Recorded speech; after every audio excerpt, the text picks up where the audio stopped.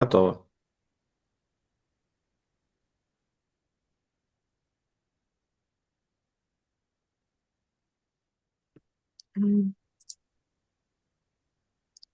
Прывітанне, паважанае гаспадарства. На сёння 14 траўня 2026 года, 19 гадзін 46 хвілін па СЭТ, адпаведна 20 гадзін 46 хвілін па менскім часе, і выбарчая камісія па выбарах у Каардынацыйную раду 4-го склікання пачынае сваё чарговае адкрытае пасяджэнне. Сёння пасяджэнне адбываецца не ў прамым эфіры, у запісу, але запіс гэты будзе выкладзены на афіцыйным YouTube-канале Каардынацыйнай рады, будзе дасяжны там пратакол гэтага пасяджэння ў друкаваным выглядзе, будзе размешчаны на сайце Каардынацыйнай рады на платформе «Тры сланы».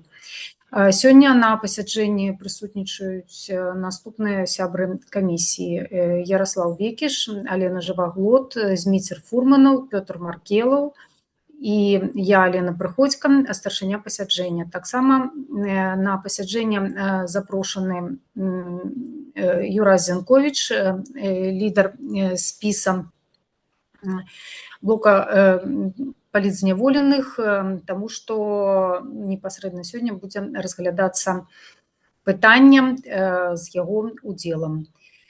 Можам пераходзіць да павесткі сённяшняга пасяджэння. Па сутнасці у нас два асноўных пытання. Першае пытанне – гэта скарга, якая паступіла на адрас камісіі ад сябра спіса «Наступ» Уладзі Антаненкі на дзеянне спадара Зянковіча. Таму мы на разгляд гэтай скаргі запрасілі самого спадара Юрася, каб пры ім з яго удзелам гэтую скаргу разглядзець. Другое пытанне – гэта тлумачэнне наконт поста сябра камісіі Петра Маркелава, які ён размясціў на сваёй асабістай старонкі ў Фейсбуку па неаднаразовых запытаў ад журналістаў, ад грамадзян Беларусі, якія пісалі нам на пошту. Не буду зараз прозвішчы гэтых грамадзян называць. Мы будзем разглядаць гэтае пытанне асобна, таму што, як мы бачым па запытах, яно патрабуе пэўных тлумачэнняў і, можа, выказванняў нейкіх пазіцый. Скажыце, калі ласка, гаспадарства, ці згодны вы з абвешчанай мной павесткай, ці ёсць у вас што дадаць, спытаць ці удакладніць? Хіба што напрыканцы пра прэс-канферэнцыю можам пагутарыць, як час застанецца, каб мовіцца. Яшчэ раз, Алена, выбачаюсь. Хіба што пра прэс-канферэнцыю напрыканцы можна пагутарыць, калі час застанецца. Добра. Альбо там якія-небудзь бягучыя пытанні яшчэ ўзнікнуць, але асноўных два. Тады пераходзім да разгляду першага пытання, і я зачытаю змест скаргі, якая паступіла на адрас камісіі. Гучыць яна наступным чынам. Паважаныя чальцы і чаліні выбарчай камісіі, звяртаемся з просьбай звярнуць увагу на публікацыю агітацыйнага характару ад спісу нумар 8 «Беларусы дзеяння», у якой утрымліваецца інфармацыя, што, на нашу думку, супярэчыць устаноўленым правілам і працэдурам верыфікацыі выбаршчыкаў падчас галасавання на выбарах у Каардынацыйную раду.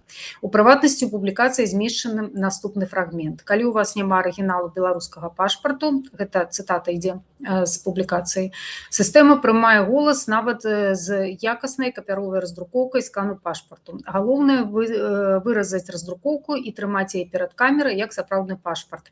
Гэта ўжо праверана на практыцы, такія галасы былі пададзеныя і паспяхова залічаныя. Прадастаўлена спасылка на арыгінал гэтай публікацыі. Тэкст далей. Лічым неабходным адзначыць, што дадзеная інфармацыя фактычна заклікае выбаршчыкаў выкарыстоўваць неарыгінальныя дакументы для праходжання працэдуры верыфікацыі. Гэта можна уводзіць выбаршчыкаў у зман адносна афіцыйных патрабаванняў да ідэнтыфікацыі асобы і ствараць рызыкі для празрыстасці і легітымнасці выбарчага працэсу.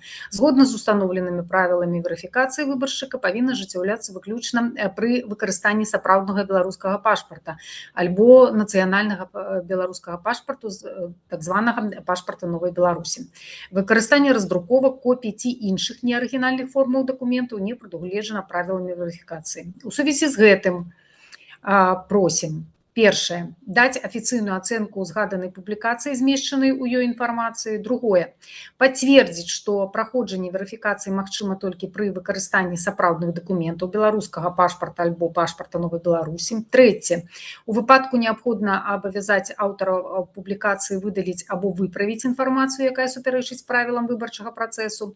Чацвёртае, дадаткова праінфармаваць выбаршчыкаў аб афіцыйных правілах верыфікацыі, каб пазбегнуць далейшага распаўсюду недакладнай інфармацыі. Пятае, праверыць, ці мелі месца выпадкі праходжання верыфікацыі галасавання з выкарыстаннем раздрукаваных копій дакументаў у спосабе, апісаным у згаданай публікацыі. Ну а таксама, ці магло гэта ўплываць на вынікі галасавання за адпаведны спіс. Лічым важным забяспечыць роўныя і празрыстыя ўмовы для ўсіх удзельнікаў выбарчага працэсу, а таксама не дапускаць публічных заклікаў да абыходу або нефармальнага трактавання правілаў верыфікацыі. З павагай, дэлегат Каардынацыйнай рады 3-го склікання ад фракцыі «Наступ» Уладзіслаў Антаненка. Я зачытала зараз змест скаргі цалкам, і я думаю, што па-перш, мы дадзім слова выказацца спадару Юрасю Лузенковічу адносна таго, ці насамрэч мела месца публікацыя, якая згадана ў гэтай скаргі, ці правільная была там дана цытата, і ці тое, што апісана ў гэтым посце, калі ён быў вамі размешчаны, ёсць праўда. Калі ласка, патлумачце. Добрый вечер, спадары сябры выбарчай камісіі, добрый вечер, гледачы. Значыць, так, сапраўды такая публікацыя была, але не ад афіцыйна спіса нумар 8 Беларусы дзеяння, а гэтая публікацыя змешчана была на маёй прыватнай фэйсбук-старонцы. Прабачце, і яна адлюстроўвае рэальныя падзеі, якія адбыліся.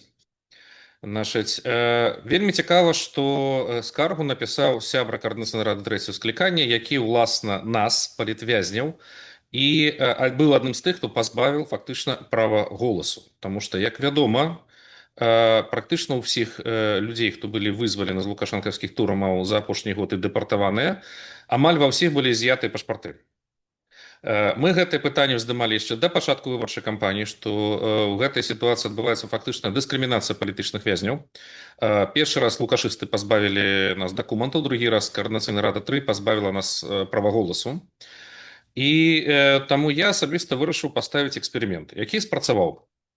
Вось скан, не бачна, на жаль, вось скан пашпарту раздрукаваны. Гэта скан сапраўднага беларускага пашпарту, выдадзена на маё імя.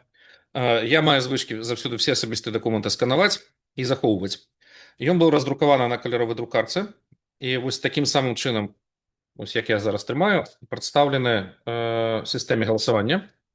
І сістэма галасавання гэты скан прыняла ў якасці сапраўднага пашпарту. Яшчэ раз падкрэслюю, гэта рэальны сапраўдны пашпарт, арыгінал якога застаўся ў руках супрацоўніка камітэта дзяржаўнай бяспекі. Такім чынам, я думаю, што выбарчая камісія павінна проста адказаць на пытанне, ці маюць людзі такія, як я, як іншыя палітвязні, права ўдзельнічаць у выбарах. Таму што рэальных механізмаў, такія, як нам прапанаваныя, верыфікацыя па сінім пашпарце або па пашпарце Новай Беларусі, у нас няма. Няма магчымасці плаціць за права голаса 97 еўра.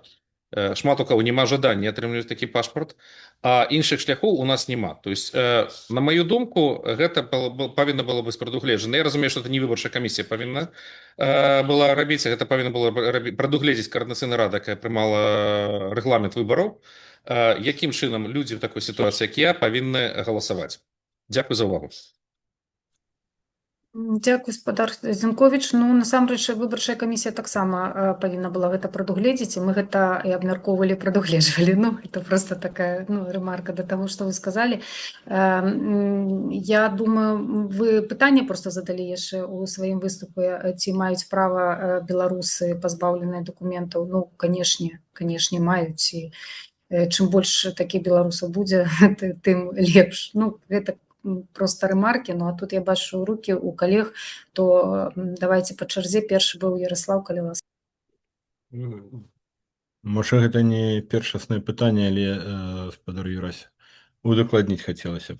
Вы кажаце, што не мае магчымасць частка патэнцыйных выбаршчыкаў атрымаць пашпарты Новай Беларусі. А вы звярталіся, каб іх атрымаць? І калі да, то які адказ вы атрымалі? Я асабіста не лічу магчымым для сябе плаціць 97 еўра за дакумент, які не з'яўляецца афіцыйным, прызнаны ні адной дзяржавай свету. Для мяне это занадта дорага. Па-другое, ёсць чыста лагістычная праблема. Я жыву ў горадзе Хьюстон, штат Тэхас. Бліжэйшы пашпартны цэнтр, здаецца, знаходзіцца ў горадзе Варшава, колькі там 8-7 тысяч кіламетраў ад мяне. Так што чыста лагістычная праблема таксама існуе. Пачакайце, калі ласка. Я не пра як-то платную версію, а пра тое, што былі размовы у тым боку з прадстаўнікамі аб'яднанага пераходнага кабінета, публічныя размовы аб тым, што для былых палітзняволеных яны паспрыяюць атрыманню бескаштоўна. Каб вы не плацілі гэтыя еўра, а маглі атрымаць. Вось ці звярталіся вы за гэтым? Спадар Бекіш, сёння якраз гэтае пытанне абмяркоўвалася ў нашым чаце нашага выбарчага спісу. Мы дакладна праглядзелі, што было абяцана. Значыць, вось эта пашпартная служба абяцала выдаць бясплатныя пашпарты толькі тым, хто быў дэпартаваны ў 2 апошніх партыях. Я быў дэпартаваны яшчэ 30 красавіка, і я в гэты спіс не трапляю, як і шмат хто іншы. Дзякуй. Пётр, калі ласка, ці ты ўжо... Я хотел то же самое запытать. Ці Зміцер, калі ласка. Дякую. У меня пытанне тычыцца вашего поста у Тэлеграме, і на які спасылаецца спадар Антоненко. У сваёй скарзе вось вы пішаце, што гэта ўжо праверана на практыцы, такія галасы былі пададзеныя і паспяхова залічаныя. Так вось у меня пытанне. Ці у вас адзін выпадак такі, то бок вы самі свой пашпарт выкарыстоўвалі для галасавання, ці ёсць яшчэ нейкія выпадкі, як напісана ў вашым пасце пра некалькі выпадкаў? Дзякуй. Дакладна пацвердзіць я магу толькі свой асабісты выпадак, таму што цалкам дакументаваны. Я гатовы да супрацоўніцтва з выбарчай камісіяй, гатовы да супрацоўніцтва з распрацоўшчыкамі сістэмы галасавання. Думаю, што это варта рабіць пасля завяршэння выбарчага працэсу, і таму я дакладна дакументаваў гэта ўсё, усведамляючы, што гэта па сутнасці уразлівай сістэмы. То есть я усведамляю, што сапраўды сістэма можа тэарэтычна дазволіць галасаваць са сканам, які падроблены, ці са сканам, які, прямо скажем, фальшывы. Я для сябе не лічу магчымым фальшываць нейкія дакументы, таму я раздрукоўваю толькі арыгінальны. Але гэта не азначае, што іншыя людзі не могуць скарыстацца гэтым. Яшчэ раз падкрэсліваю, дакладна дакументаваны толькі мой адзіны выпадак. На ўзроўні шутак ведаю, што яшчэ некалькі выпадкаў было. Ярослаў, калі ласка. У меня 2 пытання. Першае, калі вы кажаце пра дакладна дакументаваны, вось мы ўжо 2 дні разбіраем гэты выпадак, і для нас гэта недастаткова дакументаваны. Паколькі мы тут стараемся, наколькі гэта магчыма, выконваць прынцып Zero Trust, то не прыміце гэта як нешта асабістае, но нам патрэбна больш важкае пацверджанне таго, што сапраўды гэта адбылося так. Бо мы па відэасувязі і на фота, якія вы размясцілі, не можам вызначыць, ці гэта сапраўды копія, ці гэта сапраўдны паспарт. Я, прынамсі, не магу. Это першае пытанне дакументацыі. Яшчэ раз, гэта не асабіста да вас, гэта проста вы як юрыст мусіце разумець, да, у нас не хапае інструментаў, каб вам паверыць ці не паверыць. А другое пытанне, якое таксама нас турбуе. Вы знаходзіцеся, наколькі я разумею, у штаце Тэхас, у Злучаных Штатах. Мы знаходзімся ў розных краінах Еўрапейскага звязу. старшыня там яшчэ ў краіне, якая не ў еўрапейскім звязе пражывае. І вось як да юрыста да вас пытанне. Ці тое, што вы сцвярджаеце, калі гэта праўда, ці гэта з'яўляецца парушэннем якога-небудзь заканадаўства з тых краінаў, дзе мы дзейнічаем. Зразумела, што ў нас тут странная як-то юрыдычная рамка ва ўсей выбарчай кампаніі. Але, ну, я б мог сказаць, што вы прызнаецеся зараз у тым, што зрабілі падлог афіцыйнага дакумента і скарысталіся ім у афіцыйных мэтах. Я не кваліфікаваны юрыст, мне цікава ваша меркаванне. Дзякую за пытанне, спадар Бекіш. Значыць, давайце яшчэ раз, каб не было сумневу. Вось раздрукоўка, вось тут бачна, што яна раздрукавана на... То есть это Вельмі просто дрэнна бачна. Да, зараз бачна, што гэта бумажка. Да, это паперка, да. Я її специально захаваў, ось она лежаць у меня тут передо мной на столе. Тут я две сторонки у меня раздрукаваныя пашпарта таксама, вось бачыце, то есть это не паспорт, это раздрукоўка. Другое, што я абавязкова захаваў, я захаваў вось гэты код, які выдае сістэма для пераправеркі голасу. Вось, я не хочу зараз кідаць это публічны чат, але сябрам выбарчай камісіі, безумоўна, калі будзе расследаванне этой сітуацыі, будзе прадастаўлены гэты код у якасці пацверджання того, што голас залічаны. Наконт другого пытання, значыць, я адразу можу взять рамку пэўную, спадар Бекіш. Я зараз не адвакат выбарчай камісіі, я не прадстаўляю інтарэсы, і я не магу адказваць на гэтае пытанне як юрыст. Я магу адказаць як палітык, як грамадскі дзеяч, як лідар спісу. Значыць, з майго разумення заканадаўства дзеянні гэты не парушаюць ніякіх законаў. Таму што гэта не ёсць падлог, гэта ёсць выкарыстанне скана арыгінальнага дакумента. Калі б я там змяніў хоць одну циферку, лічбачку, літарку в этом дакуменце, гэта было бы спроба падробкі. Але на гэтым этапе, пакуль я выкарыстоўваю скан сапраўднага дакумента, гэта не ёсць парушэнне заканадаўства, прынамсі не ёсць парушэнне таго заканадаўства, пра якое я ведаю. Дзякуй. Вялікі дзякуй. Пётр, калі ласка. Так, по-моему, сэнс увогуле гэта абмяркоўваць і з'яўляецца гэта парушэннем, бо праблема тут не ў тым, ці нешта парушыў спадар Юрась, а праблема ў тым, ці ёсць сапраўдная магчымасць на гэтых выбарах прывесці фантомных выбарцаў. Так? Ну, допустим, спіс X просіць нейкіх нават не грамадзян Беларусі з рэальнымі тварамі рэальных людзей, выставляе таски на біржу заданняў, кажа, вось вам таска 10 евро, есть такія біржы, раздруковваеце вось гэтыя, зробі там скрипт, каб ён яму нагенерываў гэтых сканаў нібыта пашпартоў, каб яны выглядалі як з сапраўднай фоткай гэтага чалавека, які потым будзе карыстацца. Ну, допустим, такая сістэма будзе зроблена. Гэта стварае магчымасць стварыць фантомных выбарцоў, а значыцца па выніку падрывае давер да вынікаў гэтых выбараў. Значыцца, што в прынцыпе гэтым выбарам нельга давяраць. Ну, вось, таму гэта вельмі сур'ёзная заява, вельмі сур'ёзны выпадак, які варта разгледзець, і больш за тое варта паспрабаваць паўтарыць гэтую рэч і шукаць атрымаць доказы. Бо пакуль што гэта мы не можам, у нас па плане мы не можам глядзець на гэтыя дадзеныя в Сумсабе, мы гэта абмяркоўвалі, мы гэта зацвярджалі, гэта абумоўлена клопатам пра бяспеку выбарцаў. Але мы можам паспрабаваць паўтарыць гэтую рэч, зрабіць запіс, так? Бо, мы не ведалі, як камісія, я не ведаў, што ёсць такая магчымасць, бо нас завяралі, што гэтая сістэма, яна працуе так, што не дазваляе такому адбывацца.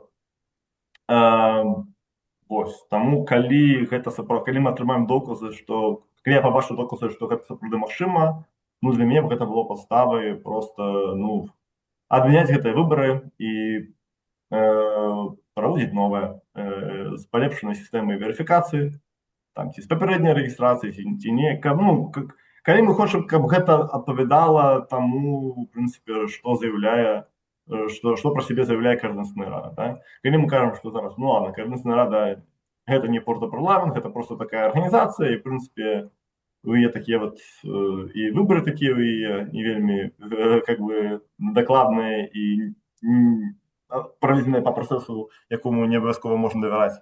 Калі мы паніжаем планку як бы каардынацыйнай рады, то мы можам это прапусціць. Калі мы ўсё ж таки хочам зрабіць усё бездакорна, каб бы і сказаць, што гэта рэальна сапраўдны выбар, які немагчыма там ці вельмі складана падрабіць. Бо гэта калі з таго, што я пачуў, гэта не вельмі складана, да? В прынцыпе, калі каардынацыйная рада, рэальна, не, па фактах, Елена, чаму? Па фактах просто адмаўляю, разважаю, так? Уявіце, што, кіраўніцтва каардынацыйнай рады, калі у вас большасць каардынацыйнай рады дазваляе вам мець нейкі доступ да нейкіх грантаў. Допустим, там некалькі сотняў тысячаў у год. Це даволі вялікая сума. І, в прынцыпе, калі нават 100 чалавек, 200 чалавек дапамогуць здабыць гэтую большасць, то гэта, в прынцыпе, на шалях гэта будзе, в прынцыпе, падобна, да? То бок, я думаю, да гэтага трэба паставіцца з поўнай сур'ёзнасцю і паспрабаваць паўтарыць гэта, каб паспрабаваць пацвердзіць гэта. Вось. Выбачаюсь, калі я, можа, згубіла чаргу, але мне здаецца, чарга такая: Яраслаў, Алена, потым Зміцер. Не, Алена спачатку, так? Выбачаюсь, тады Алена, калі ласка. Я б хацела адрэагаваць, паколькі у нас ёсць умовы, што мы паабяцалі, што і так у тэхнічным заданні, што платформа прымае пашпарты сінія пратэрмінаваныя і не, і пашпарты Новай Беларусі. Юрай Зенковіч нам паведаміў, што гэта рэальны пашпарт, які ў яго забралі супрацоўнікі КДБ. То бок падлога не было, ніякай падробкі не было. Гэта рэальны пашпарт, які адсканаваны і затым раздрукаваны. Першае. Другое, Юрай грамадзянін Беларусі, і ён быў каля свайго дакументу. То бок два складнікі выкананыя, гэта было і фота твара, і копія дакумента.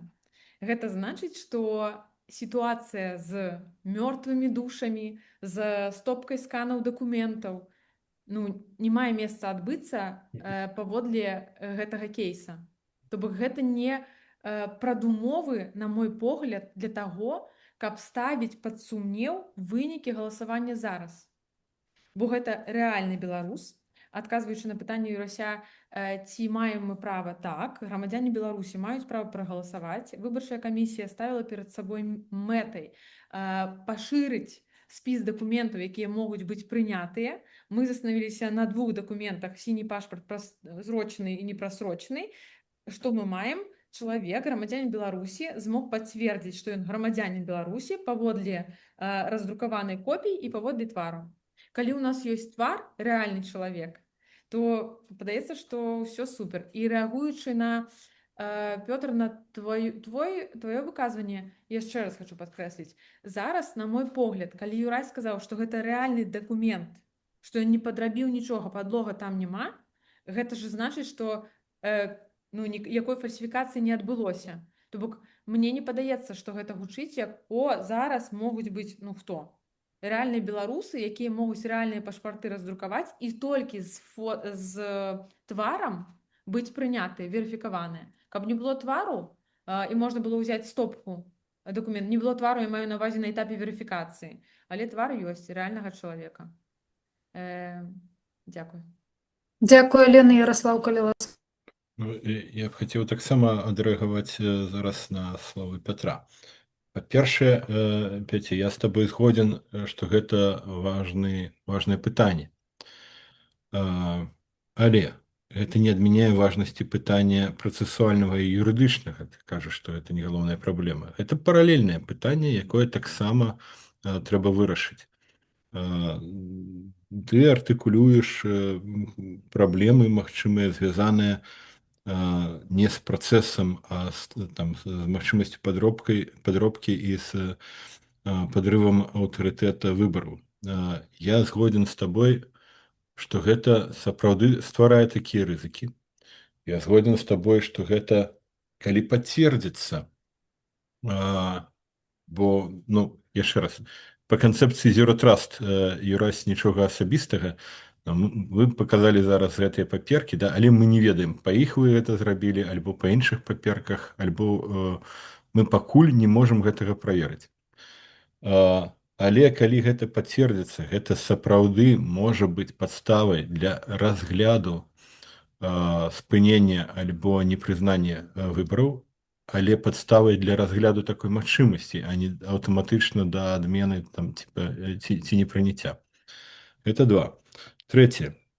Мы, падаецца, таксама з тваім удзелам абмяркоўвалі гэты кейс раней. Я задаваў і табе пытанне, і Паўлу Ліберу.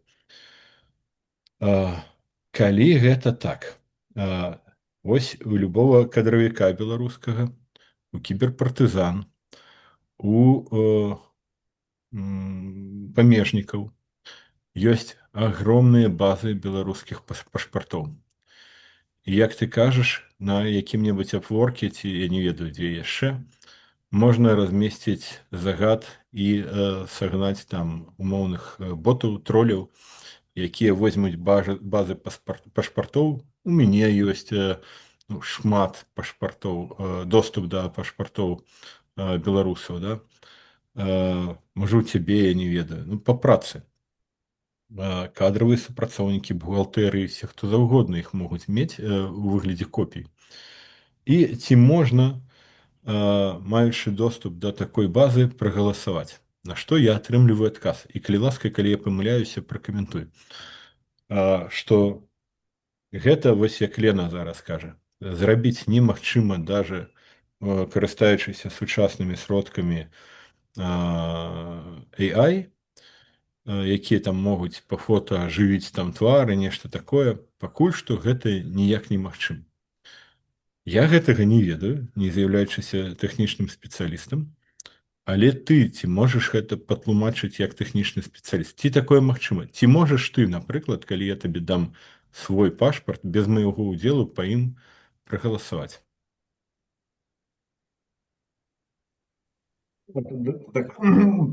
До меня звертаешься, так, Ярослав? Ты просто больше за меня разбираешься в технологии. Ну, проблема, я ж кажу, что, то бок, вот Елена казала, что немає передумови. Я думаю, що передумови для подозрення ёсць, да? То, что реальный беларус, Юрась, змог прагаласаваць па раздрукоўцы, гэта сігнал, які кажа, што сістэма можа мець уразлівасці. Мы, як адказная камісія, павінны да гэтага паставіцца сур'ёзна і правесці дадатковую праверку, паспрабаваць паўтарыць гэта для левага чалавека. То бок, узяць нейкага чалавека, любога, які яшчэ не галасаваў, твару якога яшчэ няма ў самсаве. Узяць нейкі пашпарт, любы, можна, я могу там попросіць свою сестру, там, ці яшчэ нейкі беларускі пашпарт, і за дапамогай фотарэдактара замяніць там фотаздымак. Просто замяніць там фотаздымак, няхай там будзе чалавек таго ж полу, няхай гэта будзе чалавек прыкладна таго ж узросту, для простоты праверкі. Замяніць фотаздымак, раздрукаваць яго так, як зробіў Юрась, і няхай гэты чалавек паспрабуе прагаласаваць. Калі мы гэта зробім, паспрабуем для аднаго-двух чалавек, у нас не атрымаецца, тады можам сказаць, што мы паспрабавалі, мы правялі разбіральніцтва, і у нас не атрымалася здабыць дадатковыя доказы, доказаў у нас няма, мы правялі разбіральніцтва, доказаў няма, таму, ў прынцыпе, можам ісці далей. Калі у нас атрымаецца гэта зрабіць, гэта ўжо будзе значыць, што гэта можна. Дмитрий, мне просто падаецца, што Пётр не до конца зразумеў маё пытанне, я б хацеў удакладніць. Тут же ёсць тры ўзроўні гэтага пытання. Першае, што кажаш ты, Петя, ці можна паўтарыць тое, што заяўляе Юрась, ён зрабіў? Вот просто, можна прагаласаваць па копіі свайго пашпарта ці не? Другое пытанне, ці гэта азначае, што можна прывесці мёртвыя душы? Гэта таксама пытанне. Можа, паўтарыць можна, але скампраметаваць працэдуру нельга. То я табе прапаную і запытваю наўпрост. Пачуй маё пытанне, калі ласка. Я яшчэ не галасаваў. Даю тебе якасную копію свайго пашпарта, а ты без майго ўдзелу можаш мяняць фота, все што заўгодна. Ці можаш скарыстацца ёй, паспрабаваць, каб прагаласаваць? Я ўжо прагаласаваў, моя фото ёсць ужо в базе самсам. Але не твоя, моя. Я табе дам свой пашпарт, а ты паставіш туды любую рандомную фото, не ведаю, згенераваную AI, і паспрабуеш прагаласаваць. Гэта будзе больш важкі аргумент, ці можна паламаць выбары, ці не. І трэцяя рэч, пра якую мы мусім думаць і казаць у гэтым усім, гэта пра тое, што згодна з тваім пастом двухдзённай даўніны, мы патрабавалі дадатковага часу, і мы казалі пра гэта з самага першага паседжання, толькі не ведалі, як шмат гэтага дадатковага часу, каб быць упэўненымі, што сістэма не толькі створаная, працуе, але яшчэ патэсціць вот такія кейсы. Каб іх не тэсціць падчас галасавання, але быць упэўненымі, што такое дакладна немагчыма, ці такое магчыма, трэба працаваць далей. Зараз маємо, що маємо. Я думаю, що у гэтых умовах тое, што ты прапануеш, гэта паралельны з працай галасавалкі праводзіць краш-тэсты па яе злому. Но калі твоя прапанова сур'ёзная, то нам патрэбна абмеркаваць, як мы гэта робім.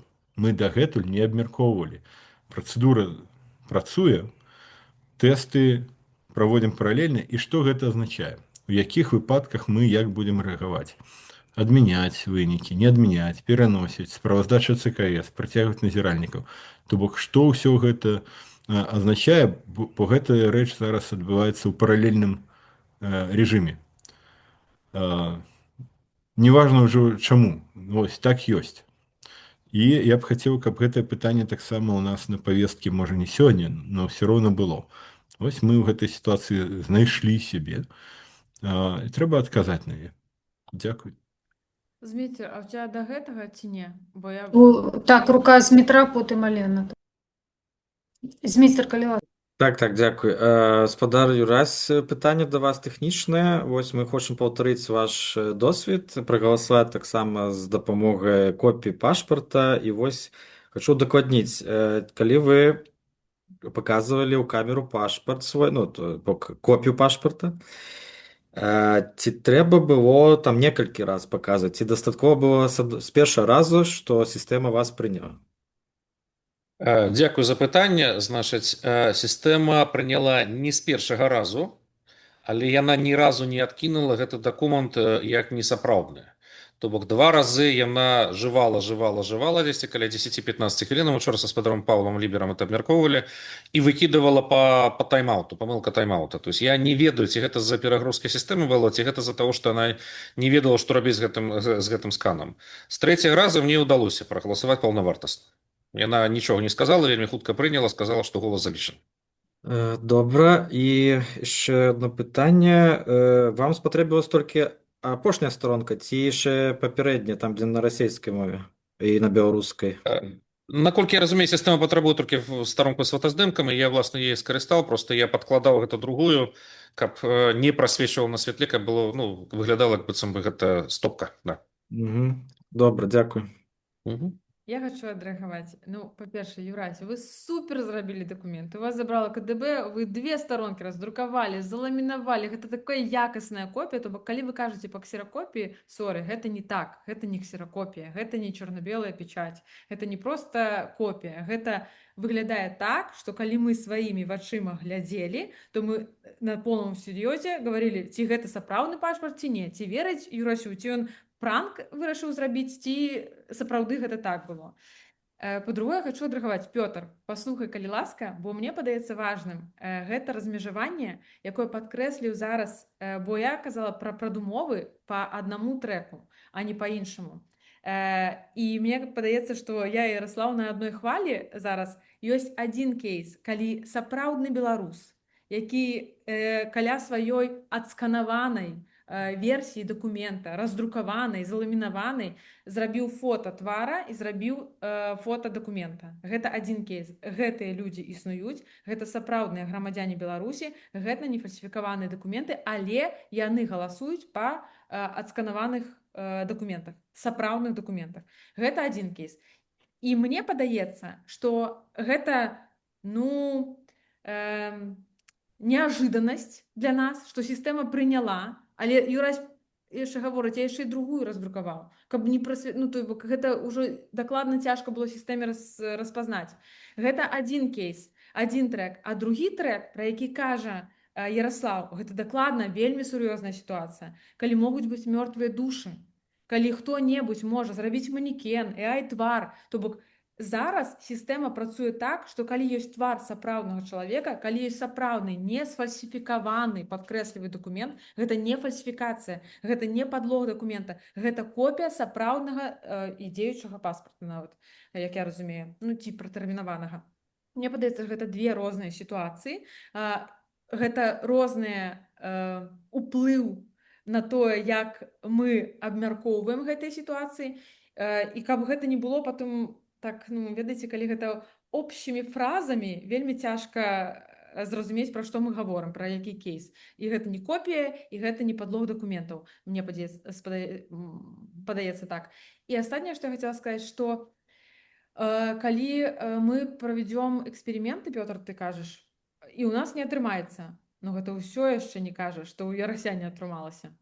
То бок даказаць адваротнае, ну, ўжо немагчыма. То бок, можа быць, быў толькі адзін такі кейс. Калі мы 100 эксперыментаў, 1000 правядзем і не атрымаецца, гэта ўсё яшчэ не дакладна, што гэта было не так. То бок, мы не можам даказаць адваротнае. Разумееце? Юрась не зрабіў тое відэа, ну, тут ужо персанальная ацэнка, ну, я давяраю, я лічу, ну, што так, што Юрась зрабіў гэта па такой вось якаснай копіі сапраўднага дакумента.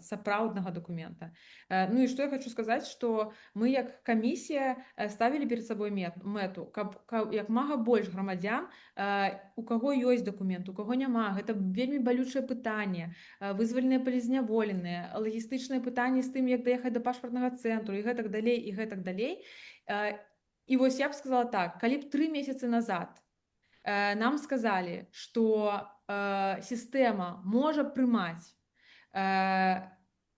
копіі адсканаваныя рэальных дакументаў беларусаў, грамадзян беларусаў, плюс твар беларуса сапраўднага каля свайго дакумента, я б галасавала за тое, што супер, гэта сістэма хай бы працавала, бо мы вырашаем пытанні палізняволеных, у якіх забралі дакументы, таксама людзей, якія чакаюць на міжнародную абарону, у іх таксама няма дакументаў, то бок шмат беларусаў не маюць дакументаў, але ж яны грамадзяне Беларусі. Што кепска ў гэтым сім, што гэта была, як па-беларуску, неспадзяванка, неажыданасць, гэта врасплох. Прадбачна. Дзякую. Ярослав, калі ласка. Я б хацеў разам з вами звярнуцца да паважанага гаспадара Зянковіча, які пачаў з таго, што тут ён прадстаўляе не свой спіс, а сябе асабіста і галасаваў асабіста. У нас усё ж такі паседжанні камісіі, мы стараемся быць непрадузятымі і не даваць нероўных магчымасцяў для розных спісаў. Спадар Зянковіч, без крыўды, прыбярыце, калі ласка, лога, калі вы тут сябе прадстаўляеце самого, як фізычную асобу, а не прадстаўніка спісу, а то нам потым скаргі пойдуць. І мы вось так лепей. Зараз Ярослав прыбяру, да, зараз трэба залезці в настройкі. Да, прабачце за ўстоп, но просто такія бывае дзіўныя скаргі прыходзяць, што лепей быць крыштальнымі. Ну, і пакуль Юрась прыбірае, я думаю, што, калегі, можа, у нас да яго больш няма пытанняў на сёння. Можа, мы можам яго адпусціць і працягнуць паседжанне. У нас ёсць іншыя пытанні, і па гэтым я не ведаю, ці камусьці ёсць што дадаць. Па скаргі мы У мусім... мяне ёсць пытанне, яно акурат тычыцца таго, што ёсць у скарзе. Там ёсць здагадка, што спадар Зянковіч заклікаў іншых менавіта вось да пэўных фальсіфікацый. То я б хацела спытаць у спадара Зянковіча, ці меў ён такі намер, ці утрымліваў яго месседж менавіта такі заклік. Не, такого закліка там не ўтрымліваецца, і намера такога не было. Гэта была падказка, лайфхак для тых іншых палітзняволеных, у каго таксама, як мая сітуацыя, няма дакументаў, але які хочуць прыняць удзел у выбарах. Адзіны мой намер быў, каб як мага больш шырокае кола грамадзянаў Беларусі прыняло ўдзел у гэтых выбарах, таму што я лічу, што чым больш людзей прагаласуе, тым больш легітымнасць будзе ў Коардынацыйнай рады, і тым больш важкія пытанні мы можам тады ставіць на ёй. Дякую, я бачу, рука яшчэ ў Петра. Пётр. Не, ну хотел просто додать, что коли яшчэ нехта будзе так галасаваць, то Юрась, попросите іх все ж таки здабыць доказы, каб мы абмяркоўвалі тут не нешта на словах, а каб у нас была фактура, доказы. Вось гэта дапамагло справе разабрацца. Добра, я абавязкова это змяшчу ў нашай групе, каб калі такі кейсы з'яўляюцца, каб захоўвалі хаця вось гэты, ну, вось гэта ключавое слово, доўгі вось гэты радок, які выдае сістэма, каб можна было верыфікаваць, што сапраўды такі голас быў. Не, менавіта лепш відэа просто, ну, поставіць телефон, калі чалавек збоку, так, каб ён весь гэты працэс запісваў. Каб потым можна Чалавек захоча, то я думаю, што да, не будзе праблемы, але ну тут, разумееце, тут уже як бы асабістыя справы. Асабістыя справы і асабістыя даныя. Таксама. А то як бы мы не маем права ціснуць на людзей, каб яны гэта прадастаўлялі. Я проста яшчэ хочу дадаць да абмеркавання, пакуль гаспадар Зянковіч яшчэ з намі, такі момант, што вось мы кажам, там сістэма ўспрыняла, сістэма вычытвае, але мы павінны разумець, па якіх прынцыпах сістэма працуе і як яна ўвогуле ідэнтыфікуе дакументы. То бок тут же справа не ў тым, на якой паперы гэты дакумент надрукаваны і ці ёсць у яго там вокладка, ці няма вокладкі. Сістэма нашмат складаней працуе, і кожны дакумент, такі складаны дакумент, як пашпарт грамадзяніна, ён мае вялікую колькасць вельмі розных асабістых такіх аблігатных прыкметаў. Асабісты нумар, кожная літарка, кожны нумар, кожная літарка зашыфраваная пад нулік. Усё гэта мае значэнне.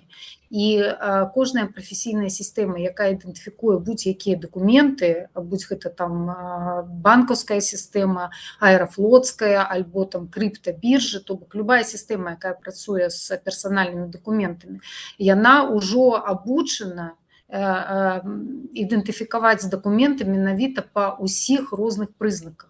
То бок калі мы просто як людзі глядзім, то ну ёсць там нейкі там набор лічбаў. Для сістэмы гэта найбольш складаная рэч. Гэта я да таго, што не так проста ўзяць пашпарт, вось там просто у мяне там ёсць ксеракопія, там я не ведаю, майго калегі, так? Я ўзяла там сваю выяву, у нас там один пол, прыкладна там плюс-мінус один узрост, хаця ў пашпарце можа увогуле быць фатаграфія маладая, чалавек пасталеў там за 10 год, так?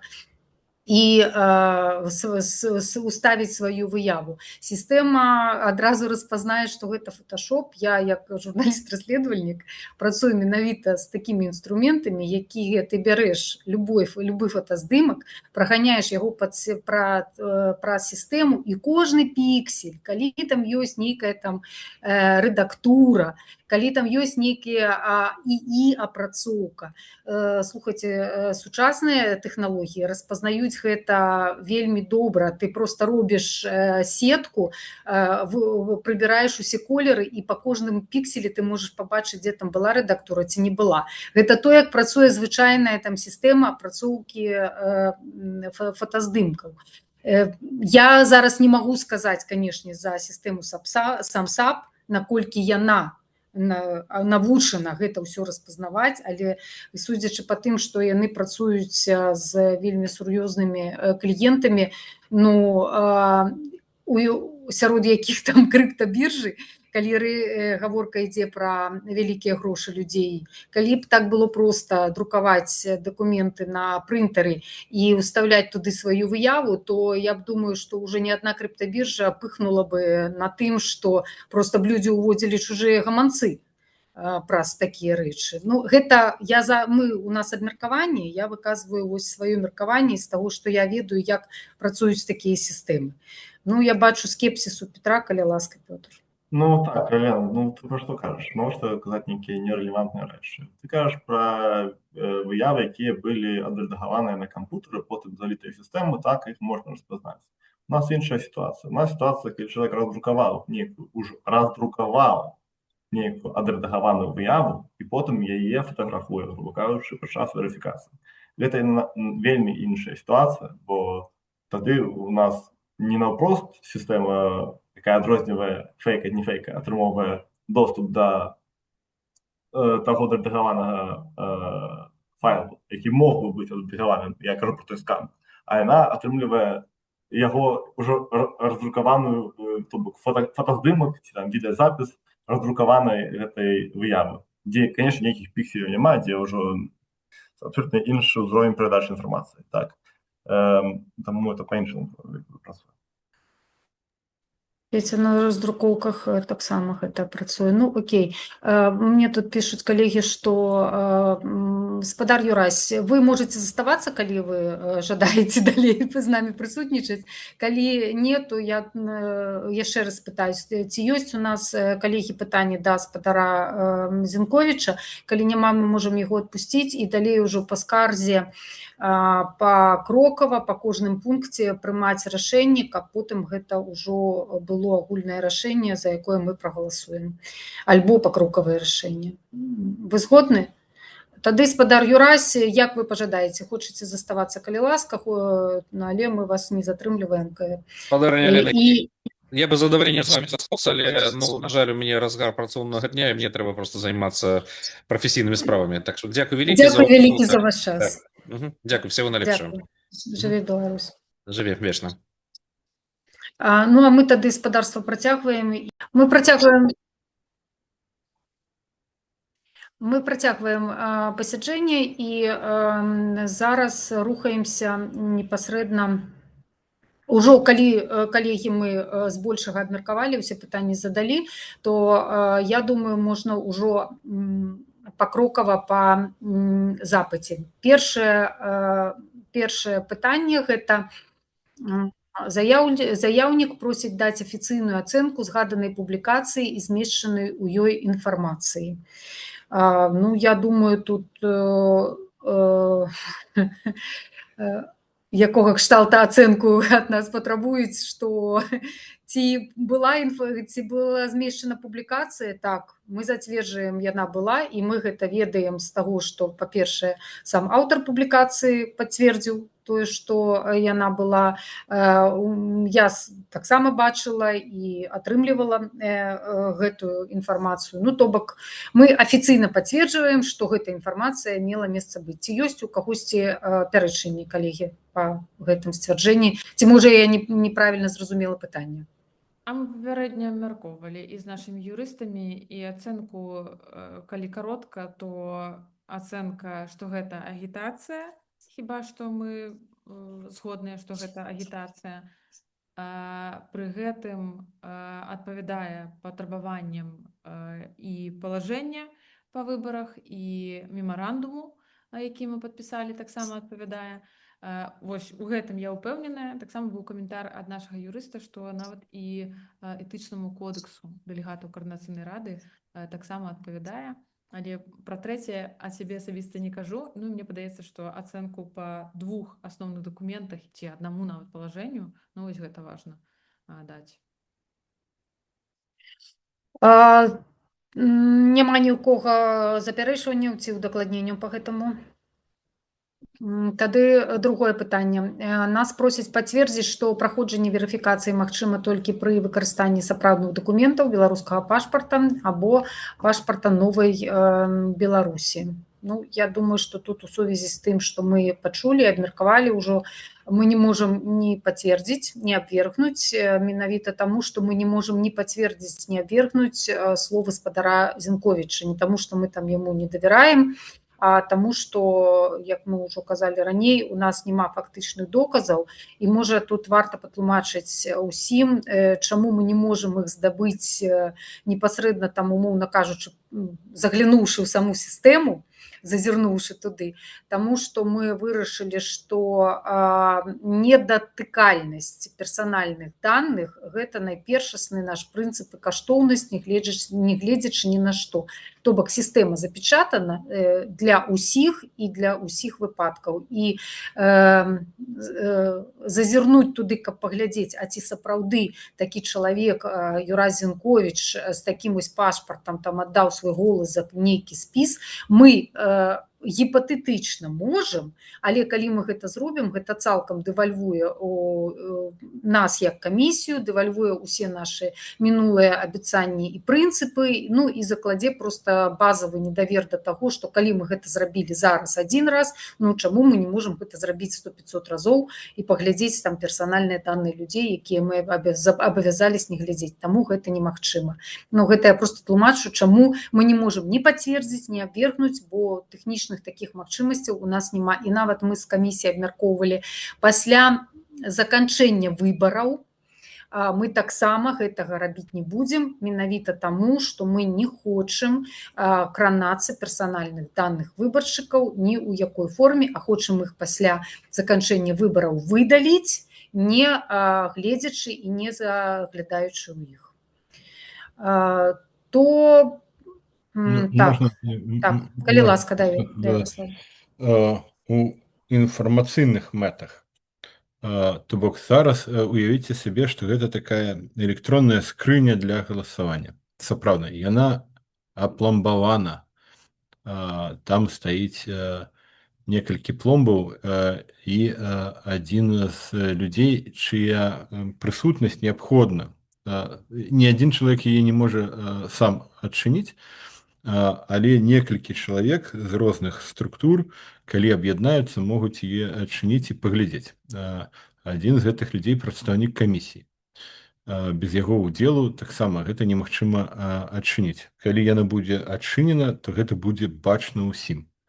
І вось такім чынам мы ўпэўнены, што ніхто не мае доступа да гэтых дадзеных, і потым, не адчыняючы, мы мусім все выдаліць, калі будуць падлічаны галасы. Дзякую, Ярослав. Калі я нешта не так Слушнае сказаў, то тлумачэнне. Зміцер могуць мяне скарэктаваць. Мне падаецца, што добра ты патлумачыў. Што тычыцца яшчэ гэтага пытання, што паводле тэхнічнага задання платформа мусіць забяспечваць галасаванне паводле пашпарту Беларусі, пашпарта Новая Беларусі. Гэта тое, што мы прапісвалі і абвяшчалі ў пабліке. Камісія, адпаведна, заклікала галасаваць па гэтых дакументах і анансавала. Калі голас быў прыняты праз ксеракопію, калі вось усё, што мы пачулі, гэта праўда, то я, прынамсі, і як я разумею, мае калегі, яны зараз дададуць, калі яны не так думаюць, што я тут не бачу ніякага чагосьці страшнага, таму што, па-першае, чалавек сапраўдны беларус, пашпарт ягоны быў сапраўдны, то бок ён яго не проста там дзесьці ў якойсьці праграме прыдумаў і зрабіў, і потым прагаласаваў, а гэта раздрукоўка яго сапраўднага дакумента і сапраўдная выява яго. Ці ёсць што па гэтым пытанні дадаць, калегі, калі ласка? Я б хацеў дадаць, проста каб пазбегнуць чарговай вялікай хвалі абмеркаванняў. У нас сярод чальцоў камісіі ёсць розныя стаўленні, і гэта цалкам нармальна, таму у нас 5, і у нас розныя погляды да таго, як ставіцца, як адносяцца да розных сітуацый. Напрыклад, вось Пётр Маркелаў прафесійна, як тэхнічны спецыяліст, апублікаваў сваю экспертны каментар што да сістэмы, электроннай сістэмы галасавання. Як я магу зразумець тое, што сказаў Пётр, на 100% супадае з такім жа каментаром, які даў Павел Лібер. Я не ўбачыў разыходжанняў, але ёсць разыходжанні ў ацэнкі, што гэта значыць, якія гэта рызыкі, што гэта азначае для працэдуры. І гэтыя меркаванні мае толькі адзін орган у свеце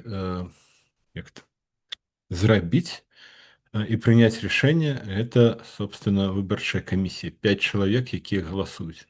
Вось Пётр апублікаваў свае асабістае стаўленне да гэтай сітуацыі. Сітуацыю, паправце мяне, калегі, мы не абвяргаем. Яна такая, мы яе пачулі з двух бакоў, ад Паўла і ад Петра, але мы паміж сабой абмяркоўваем, што з гэтым рабіць. І да, гэта сур'ёзная сітуацыя, але там, разглядаючы яе некалькі дзён, мы там прыйшлі да таго, што большасцю вырашылі ставіцца да яе як камісія, афіцыйнае стаўленне камісіі такім чынам. І гэта не азначае, што ў чальцоў камісіі ёсць сваё стаўленне. У мяне сваё, у Петра сваё, у Алены сваё і так далей. І вось тут з гэтай сітуацыі са спадаром Зінковічем прыкладна такая ж сітуацыя. Я думаю, што мы аднолькава разумеем, што магло адбыцца, што адбылось, і якія могуць быць наступствы. Калі гэта беларус па копіі свайго пашпарта прагаласаваў, калі гэта нехта там мёртвымі душамі займаецца прасоўваннем, мы гэта будзем разглядаць, калі мы патэсцім верагоднасць розных сцэнароў. І тады будзем разбірацца, што гэта для нас значыць, выносіць пытанне на галасаванне.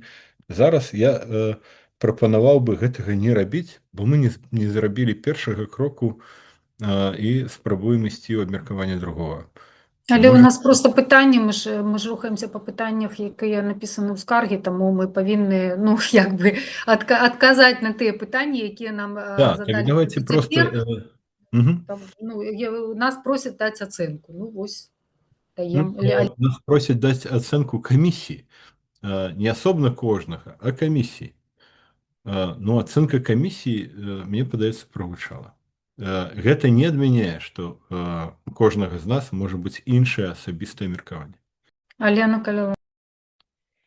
Що ж, зараз ідзе дыскусія, то бок усе могуць выказвацца і гаварыць пра сваю ацэнку, але ісці па пунктах. Але, Ярослав, ты справакаваў такую тэму, я хачу падкрэсліць, што гэта не тое, што камісія ці правайдар, ці журналісты не рабілі гэтай працы, не тэставалі мажлівасць галасаваць з копіямі.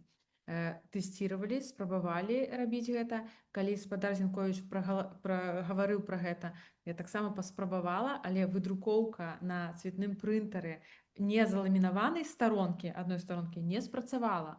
То бок важна падкрэсліць, што гэта не тое, што мы спалі і не думалі нават пра тэсціць, так? Папросту верылі там сам-сабу. Мне падаецца, гэта важна, бо зараз таксама шмат спекуляцый на гэтую тэму, а чаго не тэсцілі і ўсё такое. Не самыя дурныя і такія даверлівыя людзі тэсціравалі у спадара Зінковіча супер якасная копія пашпарта. Спадар Зінковіч далёка не самы дурны. Не, я пра сябе. Не самая, не першы раз гэтая гаворка ўжо пра тое, што спрабавалі ці не па копіях. Я бачу шмат у Фейсбуку на гэты конт. То бок спробы былі, тэставалі, але атрымалася пакуль што з вядомых. Можна я тады проста вярну да трошкі канструктыўнага русла, перафармулюю тады пытанне адносна вось гэтага другога пункта скаргі.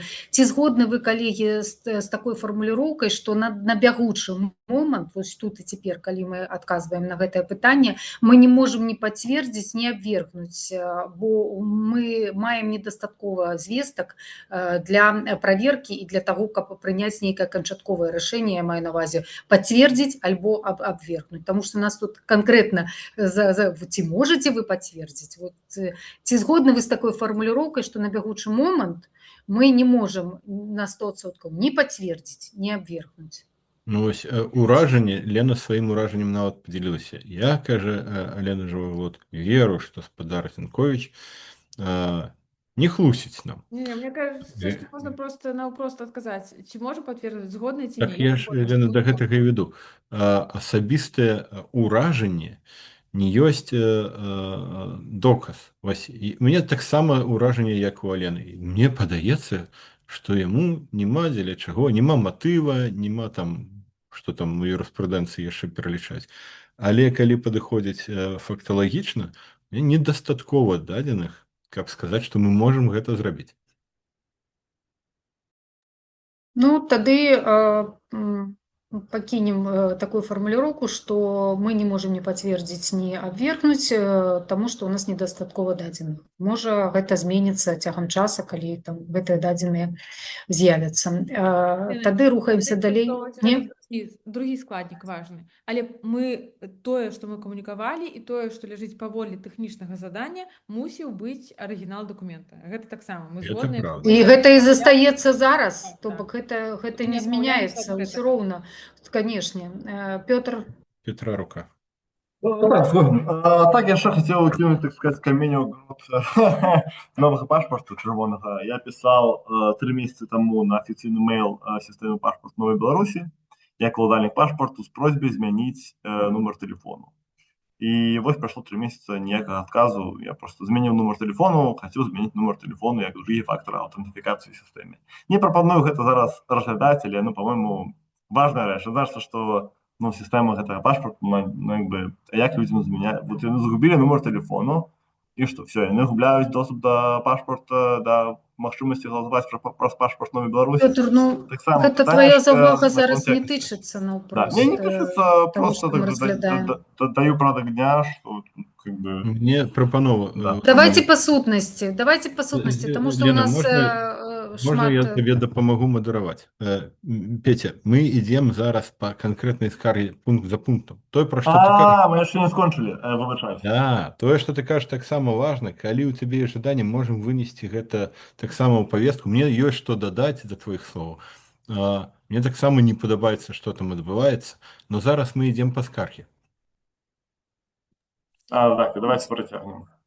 Дзякуй. Тады пераходзім да трэцяга пытання ў скаргі. У выпадку неабходнасці абавязаць аўтараў публікацыі выдаліць альбо выправіць інфармацыю, якая супярэчыць правілам выбарчага працэсу. Як вы лічыце, калегі, ці можам мы, хочам мы, будзем мы абавязваць альбо прасіць спадара Зянковіча выдаляць яго гэты допіс, таму што ён там не адпавядае правілах. Ну, слухайте, пасля сённяшняга паседжання... Зміцер, прабач, я не бачу руку. Зміцер Каля. Дзякуй. Ну, я бы тут узгадаў цудоўнае правіла, то, што патрапіў у інтэрнэт, уже выдаліць немагчыма, таму ці ёсць у гэтым сэнс? Я не бачу. Вось. Такі кароткі адказ мой. Дзякуй. Дзякуй. Яраслаў, ты хацеў? Да, калі можна. Пасля сённяшняй размовы са спадаром Янковічам і пасля нашых кансультацый з юрыстам я схільны з імі ўсімі пагадзіцца, як ты таксама сёння раней сказала, што гэта не парушае фактычна дакументаў, рэгулюючых правіла правядзення выбарчай кампаніі і нават этычнага кодексу. Выглядае странна, але сапраўды, калі суха на гэта глядзець, ну, я не магу абгрунтаваць парушэнне, калі б нават хацеў. Усе згодныя, калегі, ці ёсць нейкія запярэчанні, што я таксама лічу, што мы не маем ніякіх падстаў абавязваць альбо нават прасіць спадара Зянковіча выдаляць гэты допіс ці абвяргаць яго там нейкім іншым допісам. Наколькі я разумею, мы не можам абавязаць. Не, абавязаць, канешне, маглі б там папрасіць, абавязаць, канешне, не можам. Маглі бы вынесці папярэджанне спісу, але ён сказаў, я не ад спісу, я ад сябе. Вынесці папярэджанне выбаршчыку. Юрыст кажа, я не ад спісу, я ад сябе, лідар спісу, то бок я пачула ў гэтым, каб засейвіць спіс, я кажу не ад спісу. Дисклеймер, так. Там сидзіць пад медаедам і карыстаецца эфірным часам для піара. Але калі ж калі мы ўсё-такі сыходзім базава з таго, што як такавога парушэння не было, то тады што выдаляць, калі як бы парушэння няма. Тады рухаемся далей. Каротка дадам сюды, што до таго, як прыйшоў Юрась, і мы, не ведаю, першы час, які быў, першая гадзіна, мне падаецца важна патлумачыць, што мы вельмі сур'ёзна аднесліся да гэтага. Мы на поўным сур'ёзе абмяркоўвалі тое, ці ёсць тут парушэнне, ці няма тут парушэнняў. Бо зараз можа выглядае так, што мы такі, ну окей, гэта сапраўды быў прэцэдэнт, і гэта было не празрыста, як на гэта рэагаваць. Пасля кансультацый з юрыстамі, перачытвання зноў жа палажэнняў, стала зразумела, што падставы для таго, каб абавязаць, няма, каб рэкамендаваць, сапраўды вось я вагалася. Ці я б рэкамендавала выдаліць і наперадзе ўжо так не заклікаць, ці не, а потым слухаю, думаю, ну вось гэта спіс, які спрабуе пашырыць колькасць грамадзян Беларусі, у якіх спецслужбы забралі дакументы. То бок я згодна. Ну, тым больш, што я спытала гаспадара Зінковіча, ці быў там заклік, ён сказаў, што намера пра закліку там не было. Сыходзім таксама з гэтага. Рухаемся тады далей. 4 пункт. Дадаткова праінфармаваць выбаршчыкаў аб афіцыйных правілах верыфікацыі, каб пазбегнуць далейшага распаўсюду недакладнай інфармацыі. Вось тут вот афіцыйныя правілы верыфікацыі, тут ну, такая дэфініцыя, якой, ну, як асобнага нейкага дакумента у нас няма, не існуе. Так? Ёсць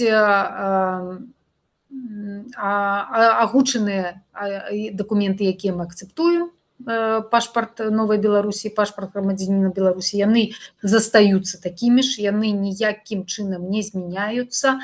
А калі улічваць вось гэты прэцэдэнт з тым, што чалавек скарыстаўся раздрукоўкай свайго пашпарта, то па сутнасці, ну, ён скарыстаўся пашпартам. Ну, то бок ён не скарыстаўся там іншым нейкім дакументам. Дарыня, магчыма, скарыстаўся. Мы толькі што дамовіліся, што ў нас Ну, так, магчыма скарыстаўся. Як тут адказаць на гэтае пытанне? Ну, як бы афіцыйных правіл, як такавых правіл, няма. Ёсць дакументы, якія мы акцэптуем. Яны застаюцца такімі ж, які былі. Ці...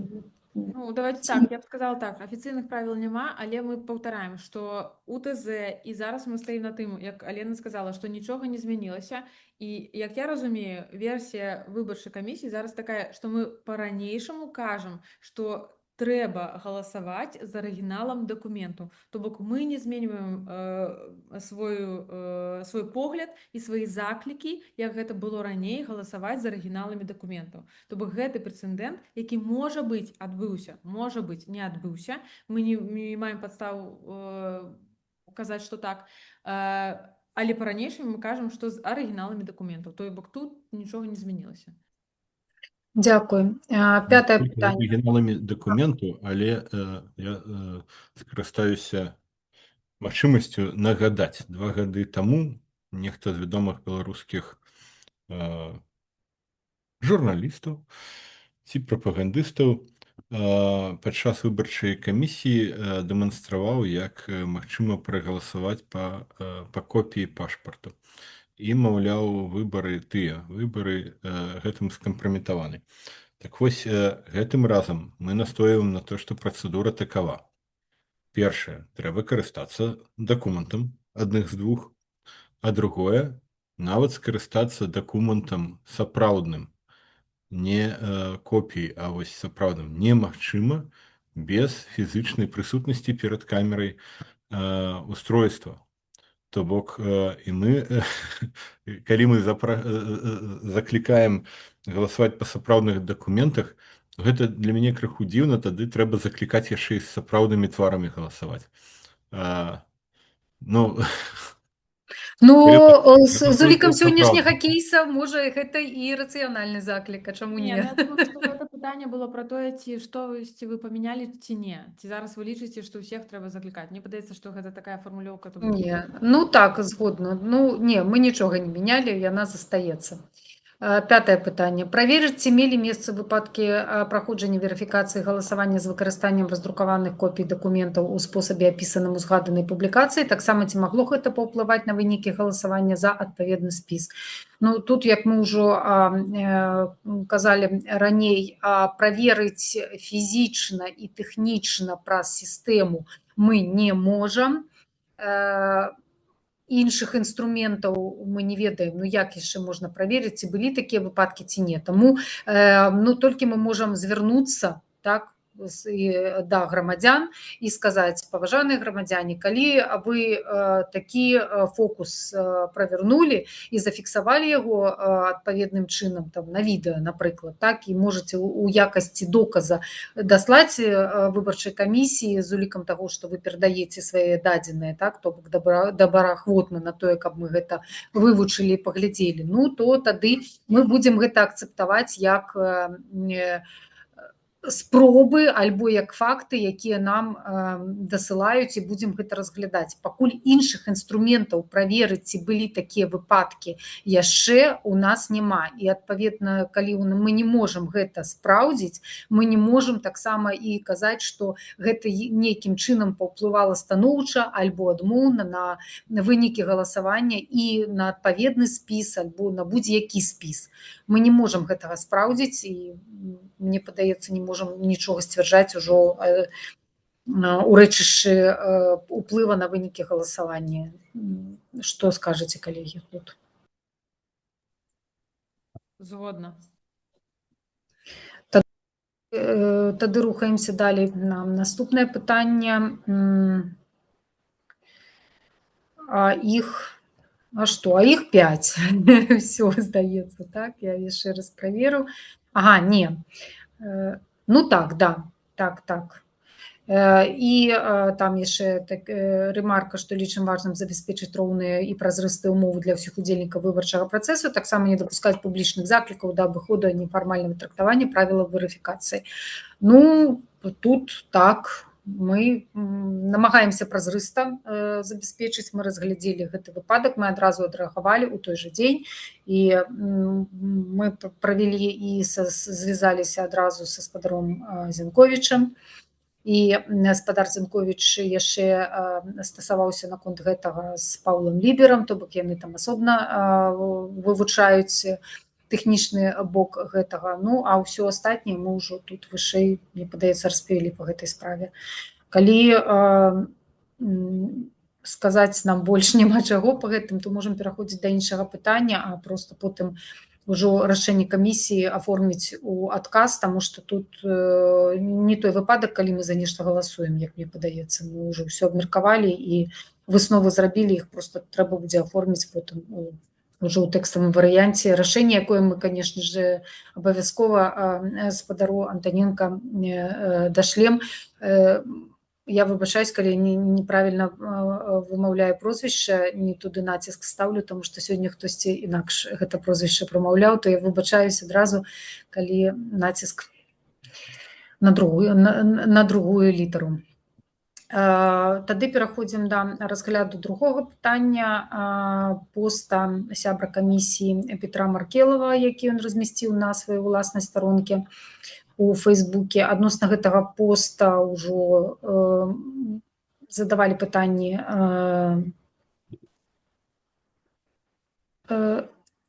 мне, выбачайце, мне падалося, што Лена штось кажа, я не чую.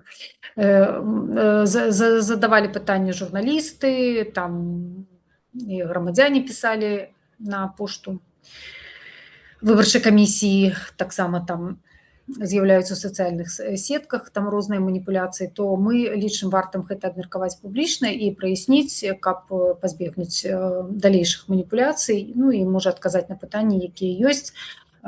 Тут, я думаю, галоўны поінт гэтага посту то ў тым, што ён тычыцца бяспекі. Гэта вельмі такое ўразлівае пытанне, і тут я не ведаю, як лепш чаго начаць з таго, каб там Пётр патлумачыў, там, што ён меў на ўвазе, ці там, чаму ён гэта размясціў, ці вось, ну, Ярослава рука, Ярослав, калі ласка. Я гатовы саступіць чаргу Петру, калі ён жадае. Калі не жадае, я гатовы пачаць. Можна прапанову, бо мне выдаецца, што Пётр, мы абмяркоўвалі вельмі шмат гэтае пытанне з усіх старон, і Пётр выдаў квінтэсенцыю пост гэты. Можа, прапанова, калі мы хочам абмеркаваць, то ісці па радках, па пунктах Петра. Пачакай, я б якраз прапанаваў, мне таксама прапанову па працэдуры. Да, я б прапанаваў бы якраз не ісці па радках, бо там Пётр все пазначыў з тэхнічнага пункту гледжання, потым з працэдурнага пункту гледжання, і потым яшчэ выказаўся у адрас Коардынацыйнай рады. І Пётр гэта зрабіў асабіста сябе на Фейсбуку. Мы, я думаю, мусім з павагай ставіцца да гэтага ўчынку, нават калі мы з ім не пагаджаемся. Но спадарства я ўжо як-то фальш стартануў, падаецца, сёння я ўжо прамовіў, што адбылося. Да? Петя, як адзін з нас з 5 мае свае меркаванне, кожны з нас мае свае.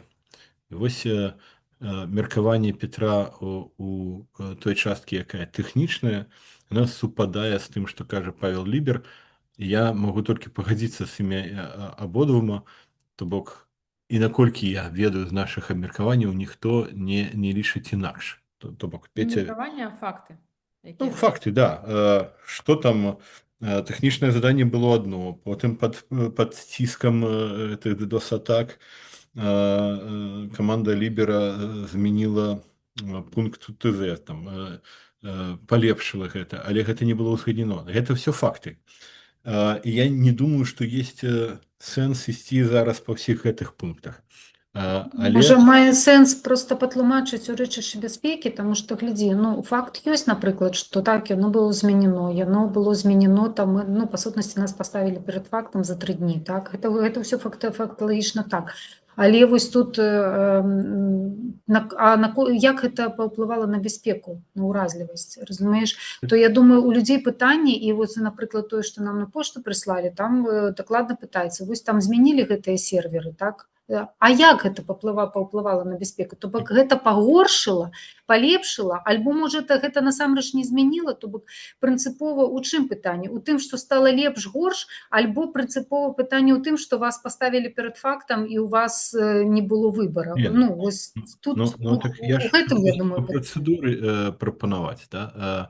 Не разбірацца зараз з тым, што людзі кажуць, а па працэдуры. Вось у Петра ў адным пасце было 3 заявы. Факталогія тэхнічная, і яна супадае з тым, што мы ведаем, транслюем, ніхто не аспрэчвае, і Лібер таксама. Потым экспертнае, але асабістае экспертнае стаўленне да ацэнкі. І оно не супадае са стаўленнем камісіі па выніках галасавання, галасавання па выніках кансультацый з Петром, з Ліберам і з усімі астатнімі. Там яно не супадае. Але Пётр мае права на гэта меркаванне, на яго публікацыю. Можам пра гэта паразмаўляць. Трэцяе. Каментар у адрас Коардынацыйнай рады. Я б увогуле гэтага не разглядаў. І чацвёртае. Гэта... тое, што з гэтым адбылося, ну, вось, з гэтым пастом і як гэта ўплывае на працэдуру выбараў, бо там мы казалі пра тое, што можна гэтую факталогію, ну, мы маглі бы зрабіць пост аб камісіі пра фактычную тэхналагічную частку, да? Але працэдурна, як не працэдурна, а камунікацыйна адбылося так, як адбылося. І вось я, як і вы, бачым ужо, што ў розных там, на розных пляцоўках, прыпісваючы Петру тое, чаго ён не казаў, кажуць, што там все прапала, все згарэла, вось, да, і ўжо я там чаго толькі не начытаўся, што можа быць, ну, не можа быць, як бы сказаў Пётр, спасылаючыся на яго. То бок, там блогеры і журналісты трактуюць гэта на свой густы манер, і там уже полный верхал, і, канешне, гэта уносіць сумяціцу, і ну, людзі хвалююцца больш, чым мы, і чым варта было б хвалявацца. І тады з гэтым можа і трэба разбірацца. То бок, ну, можа, так трэба патлумачыць. Рэакцыі. Так вось, моя прапанова прапусціць тэхнічную частку пытання, адказаць на пытанне.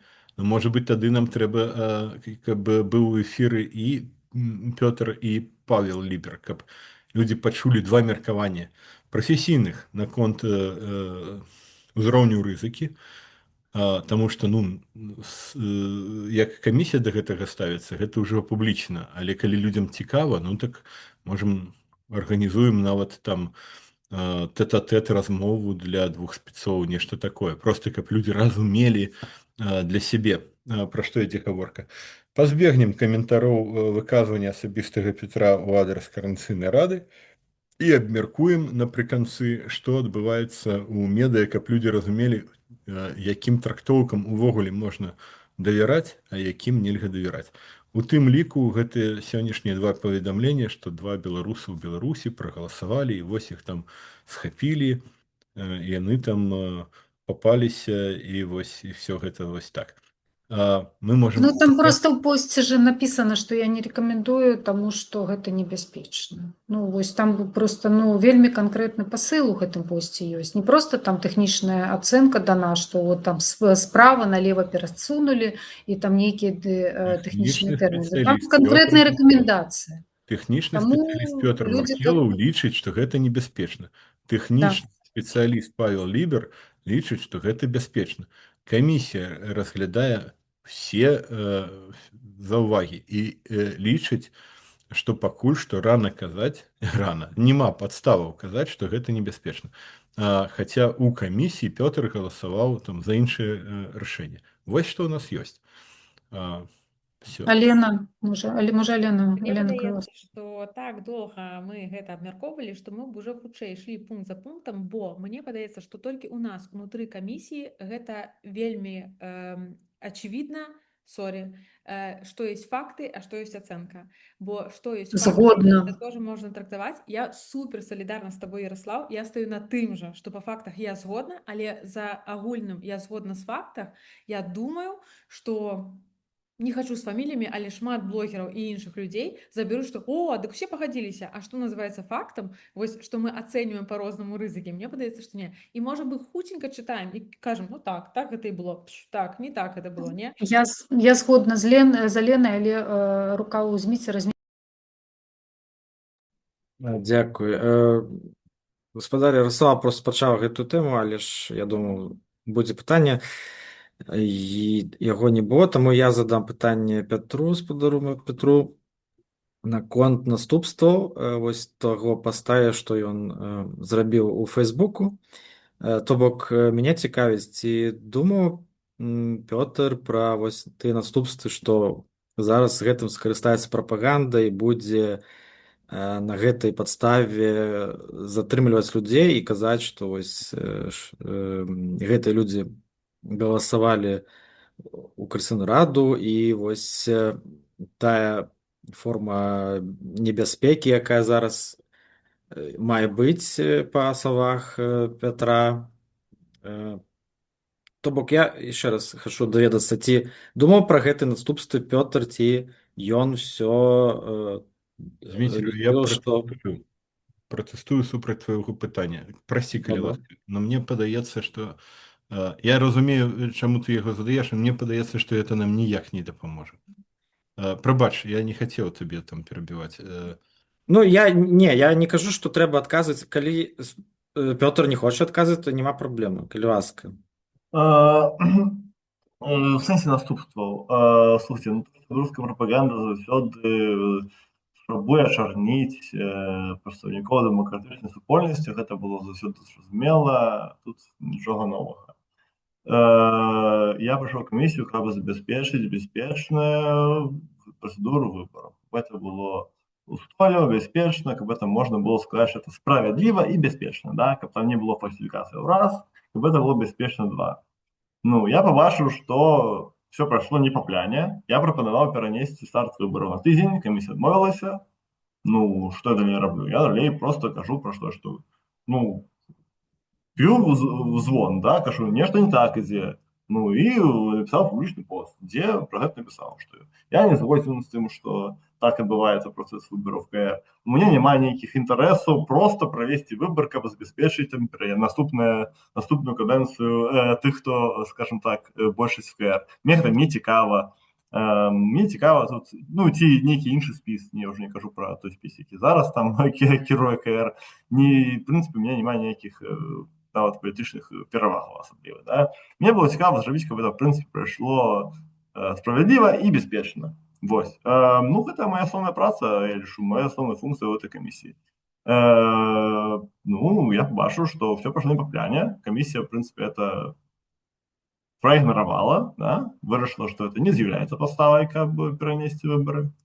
Ну, тады так, прымаючы рызыкі, што гэта можа быць выкарыстана прапагандай, я пра гэта напісаў. Бо, ну, ўсё ж такі, как бы, зноў ж такі, чаму я павінен, калі мы это все молчим, да, ну, вы уявите, ну, это реальная рызыка, уявите, там был реально аноним, да, ну, я Павла Лібера, может быть, бачу на мерапрыемстве один раз, я, ну, як бы, моцна з імі знаёмы, магчыма, некаму і нехта яму больш давярае, но я больш давяраю людзям, якіх я ведаю па 20 год, да, Павла Лібера не ведаю 20 год, то бок, ну, как бы, и уявите, нешта потом здараецца, все, это значит, что табе и всем нам, як комиссии, никто больше ніколі не будет доверять, потому что мы пропустили такой капец, абсолютно не по пляне, не по процедурах, и потом гэта привело, не дай бог, до неких сапраўды уцешак, да. Ну, как бы гэта адбылося, ну, это просто вялікая рызыка, я не готовы такую рызыку прымаць, чаму я павінен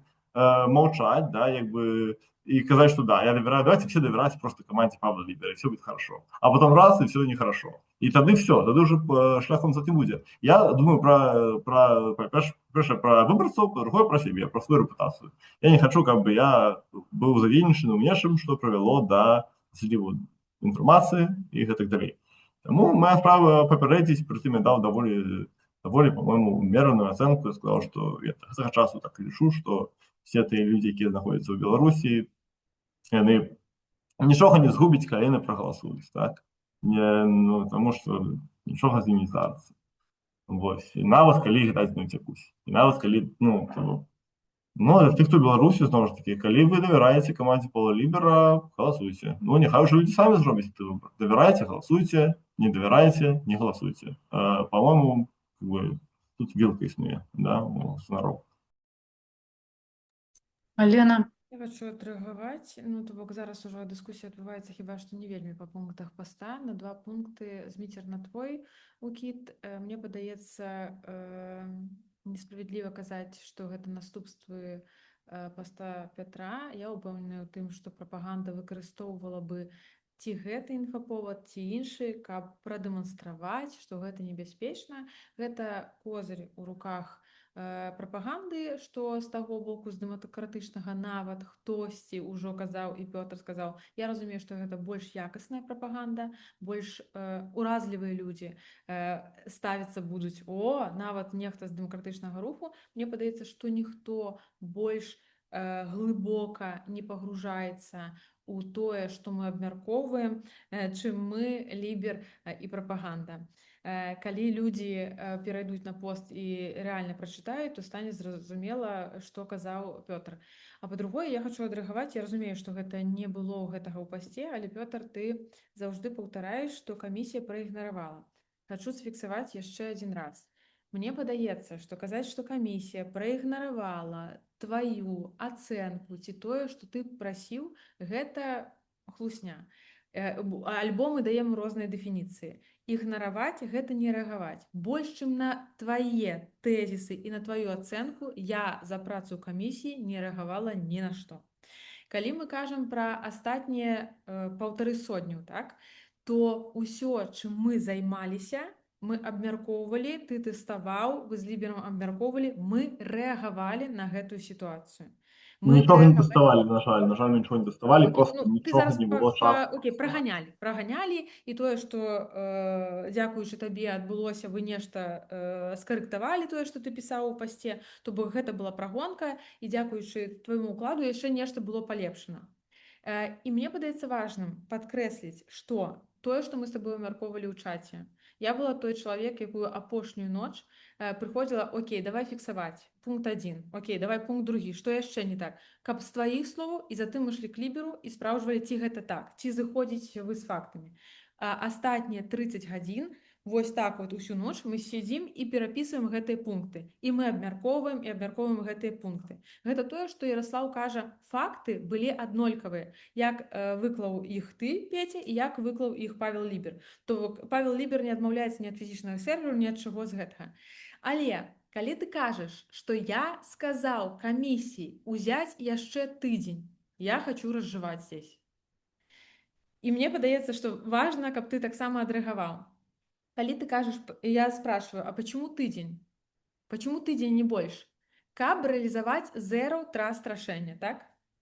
Маё пытанне, а менавіта хто зробіць за тыдзень менавіта што, каб рэалізаваць zero trust рашэнне?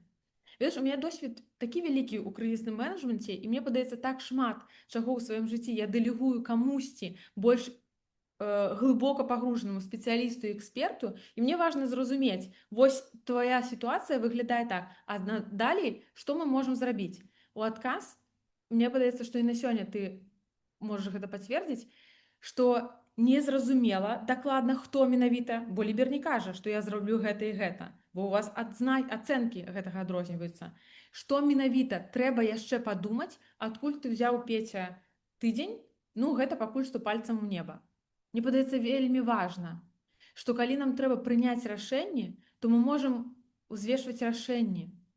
І калі мы на сітуацыі, калі тыдзень гэта пальцам у неба, у вас ёсць адзіны факт, другі факт, трэці, і пры гэтым ацэнка адрозніваецца, ну вось тады мы маем сітуацыю, што камісія не ігнаравала, камісія глыбока была ў сітуацыі, аналізавала праз вашыя факты і прыняла розныя адрозненыя ад твайго рашэння.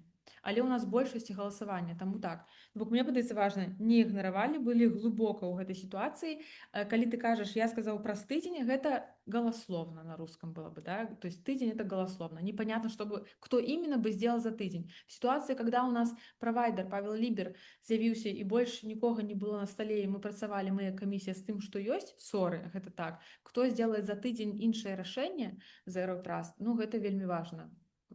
Не было так, сапраўды не праігнаравалі, канешне, неправільна выразіўся, хутчэй не прыслухаліся, так? Але просто як можна ўвогуле прымаць да разгляду меркавання тэхнічнага правайдера пра бяспечнасць свайго рашэння, калі правайдер прызнае, што адбывалася тое, што адбывалася, і кажа, але нам можна давяраць. Чаму? Просто таму што. Гэта не так, это не працуе, да? То бок мы павінны, значит, што гэта можа быць і працуе ў нейкіх выпадках.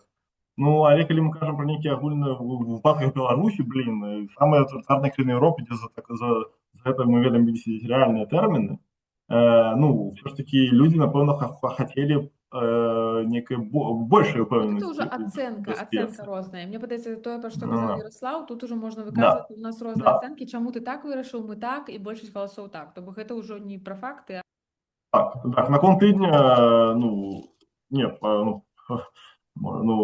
это по маёй ацэнцы, за тыдзень можна было б палепшыць, так? У ідэале, канешне, загадзя ўсё ж такі мы абіралі тэхнічнага правайдера, бо кім было прынята рашэнне пра нейкае супрацоўніцтва, это ўжо больш грунтоўнае пытанне, да, пра супрацоўніцтва вот этой кампаніі «Тры сланы» і карацыйная рада ў тым выпадку, дзе гэта зафіксавана, да? Чаму мы выбралі гэта рашэнне, чаму у нас не было тэндеру, да? Бо калі гэта правільна завярнуць, знойдзецца шмат класных тэхнічных спецыялістаў, я такіх ведаю, якім проста будзе за спорт, за рэспект, за цікаўнасць, цікава паўдзельнічаць у распрацоўцы сапраўды крутога на ўзроўні рашэння, да? Мы такой магчымасці не прапаноўвалі. Это таксама да пытання, да, гэтага, вось, хочу сказаць. Ярослав. Да, глядзіце, калегі, мы яшчэ раз зараз ужо у відэафармаце абмеркавалі гэтую сітуацыю. Дзякую вам за тое, што мы гэтым разам абмеркавалі вось так. Все пазіцыі прад'яўлены, мне падаецца, ўсё зразумела. Лена Жываглот некалькі разоў казала, запытвалася Петра, чаму тыдзень, чаму не 5 дзён, чаму не 2 тыдні, і ніхто не спрачаўся з логікай Петра, што добра было б мець на гэты час, але мы не ведаем, ці мы вырашым гэтае пытанне менавіта за тыдзень, тым больш, што ў нас няма на гэта рэсурсаў. Но Пётр казаў, што па яго меркаванні тыдня хопіць, але тэсціроўшчыка ў нас все роўно не было. І вось гэта ўсё так абрысоўвае для тых, каму цікава, што адбылося, як прымалася гэта рашэнне, як паўстаў гэты пост Петра, з чым камісія згодна, чым не згодна. Мне падаецца, мы досыць падрабязна гэта прагаварылі, і яшчэ раз дзякую, што мы так гэта з усіх бакоў разглядзелі. Зараз все, хто назірае за працэсам, могуць уявіць. Ці варта нам, маё пытанне зараз па працэдуры, пайсці па пунктах тэхнічных? Я пачуў вашы меркаванне, Лены абедзве, што варта. Калі пойдзеце, я не супраць, просто тады я камеру адключу. Я просто думаю, что тут важно прагаварыць вось менавіта гэты наратыў і месседж, якія тычацца бяспекі. Таму што вось за яго па сутнасці ўсе чапляюцца і задаюць там дадатковае пытанне, а чаму гэта бяспечна ці небяспечна. І тут хочу трохі адрэагаваць, што Пётр кажа, а чаму прымалі рашэнне і чаму мы павінны давяраць, так? То вось тут увогуле гэтае пытанне даверу, яно такое комплекснае, яно будуецца не проста там на якісьці там клептакратычных, так, момантах, а на тым, што, па-першае, так, з кампаніяй лідара супрацоўнічалі мінулыя выбары, і гэта супрацоўніцтва было станоўчым. І Лібер як IT-адмыслоўца, яго каманда, як людзі, якія распрацоўваюць IT-прадукты, яны вядомыя, акцэптаваныя. У минулыя выбары яны праходзілі міжнародны аўдыт, і нікога не было пытанняў, і не было вось гэтага базавага пытання даверу, а ці наколькі гэтыя людзі, адмыслоўцы, прафесіяналы ў сваёй сферы. Это першае. Другое, што можна было б там абвесці тэндер, там яшчэ, гэта, па-першае, як бы не мандат камісіі, хутчэй за ўсё гэта павінна была рабіць тады каардынацыйная рада. І вось тут бы знайшліся б добрыя хлопцы, якія б там за долю малую, за інтарэс, за спорт маглі б рабіць. І вось тут таксама базавы давер. На чым ён будуецца ў такіх справах? На рэпутацыі. Можна быць класным прафесіяналам, можна быць вельмі добрым, прыгожым чалавекам, адданым, але калі ў цябе няма партфоліо, калі ў цябе няма напрацаванага партфоліо ў пэўных сферах, то, можа, ты і добры там крэатар, але без гэтага партфоліо цябе не вазьмуць у вышэйшую лігу. Так працуе рынок увогуле, у прынцыпе. Гэта, частка даверу, з якога складаецца. І што тычыцца вось гэтага моманта, што unknown чалавек з выключанай камерай і без імя, і як мы можам яму давяраць, мы не давяраем персанальна гэтаму чалавеку. Мы давяраем Паўлу Ліберу, часткай якой з'яўляецца чалавек, які ананімізаваны. І тут я вам хочу прывесці прыклад кіберпартызанаў. Хто-небудзь з вас ведае асобы кіберпартызанаў? Але ад пачатку чамусьці ні ў кога не было такога просьбы адкрыйце, калі ласка, вашыя твары, скажыце, як вас завуць, таварышы, і потым мы будзем мець з вами справу. Гэта, як па мне, вельмі дзіўны запыт. Калі чалавек ананімізаваны, гэта дзіўны запыт. І такі пасыл «адкрой свой твар, таму што я дбаю за бяспеку», гэта, мяне б такое б засмуціла. Я б не дазволіла свайму супрацоўніку, які ананім і займаецца вельмі ўразлівымі рэчамі, адкрыць свой твар перад чалавекам толькі таму, што, на падставе чаго. Базава, так, калі ёсць падставы не давяраць Ліберу, ці факты не давяраць Ліберу, тады давайце заходзіць з гэтых фактаў. Чаму мы яму павінны не давяраць? Чаму мы павінны давяраць? Гэтых фактаў шмат. Чаму не павінны? Не. Я прошу прощения, но мы вот только что договорились, что мы все это обсудили, а сейчас мы выходим на новый круг, и вот ты как бы... Не, мы же промаўляем для паблісіці, над чым будавалася наше увогуле рашэнні, і вось гэты базавы пасыл, чаму мы камусьці давяраем, а чаму мы кагосьці ставім пад сумнеў. Давайте дамовімся, на якой кропкі мы мусім скончыць гэта абмеркаванне. вось гэтае абмеркаванне на якой кропкі, бо яно Я б можа хацела задаць пытанне Петру, Окей. што тычыцца тэхнічнага моманту яго это ён там напісаў пра адкрыты код, і гэта ў нас ёсць такое пытанне, на якое нам прыйдзецца пісьмова адказваць. Я хочу спытаць у цябе, Пётр, ну тое, што Павел Лібер выкладзе гэты код у адкрыты доступ пасля выбараў, гэта ну як бы ні для каго не сакрэт, ён намераваўся гэта рабіць, і ён так рабіў мінулым разам. Скажы, калі ласка, калі б ён зараз вось падчас выбараў альбо да пачатку выбараў выклаў код у адкрыты доступ, вось ты як IT-спецыяліст, як ты лічыш, гэта было бы стрэлам у нагу, гэта была бы дадатковая ўразлівасць для рэжыма вывучыць гэты код і нанесці нейкі удар па ім, альбо гэта нічога такога? Да, зараз скажу. Добре питання. В принципі, так, може бути, зараз вже немає сенсу викладати. Є сенс викладати згодний код за певний час до початку, щоб публіка могла його вивчити і перевірити. Зараз, в даний момент, я б не викладав. Але кажу все ж таки на те, що ти казала, Аліна. Закон також, що комісія не має типу, ніяких компетенцій. Ну, я думаю, що якраз сенс комісії, тому що вона трошки незалежна все ж таки від Координаційної ради. І вона не має ніяких, і вона все повинна все виконувати, і нібито Координаційна рада повинна провайдера обирати, і Координаційна рада повинна і дати вибори утверджувати, і все таке. Ну, я думаю, тут уже некий